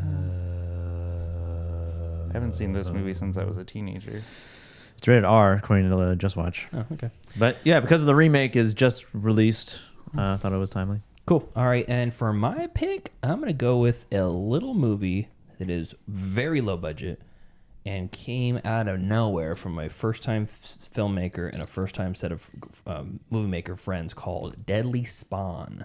And this is available on a lot of places. Let's see, Deadly Spawn. This one was recommended to me by Jason from Binge Movies, and it did not disappoint. I know Heather's going to be happy with this because she loves it too. This is streaming on Shudder now. For the longest time, you couldn't get it anywhere, and I think Vinegar Syndrome or Arrow or one of those, Screenbox or something. I know one of those places are doing a 4K remaster of this, which I don't know how it's possible because it's shot on like some really shitty old format, and I guarantee it's I don't know who what do I know? Maybe it is shot on film and they can scan the negatives or something. But it is it's about like alien leech snake monsters that crash land in a farmhouse and kind of take over. Oh, okay. Looks like something that Slither was based off of. Yeah. But it's one of the few movies where you get the old school shitty cover art in like the rental store, like video rental store that has the monster on it, and the monster looks exactly like it does in the movie. Oh, cool. Really cool. So you're like, how are you gonna do this? They do it. It's good. Very good. So that'll be 2 weeks from now though. Sweet. Okay. Cool. Oh, Heather Hopton says, I enjoyed it and the Toxic Venture. Also fun. Cool. Anything else you guys got? I think that's it. That is it. Okay, so thank you to our cool ass yard duties over on Patreon and in the chat. That's Javier, Heather, Michael, and Chris. If you want to support us on the Patreon, you can do so at patreon.com/middleclassfilmclass. Or you can just share this with some friends or family members that might like the YouTube channel so we can get some more subscribers. It would mean a lot if you did that. Until next time. Thank you for joining us today as we talk about Eric Draven, a.k.a. Bill Skarsgård, in The New Crow. Rupert Sanders' goth cringe classic. Follow us next week as we review Deathgasm, streaming on a few places. Watch it along on your own and then listen in and see where you land on it. Follow us on Facebook, facebook.com/MCFC podcast, and send us an email, mcfcpodcast@gmail.com. And follow us on Instagram at Middle Class Film Class. And on TikTok, Middle Class Film Class, and on Twitter at Podcast MCFC. All right, see ya. See you next time. See ya.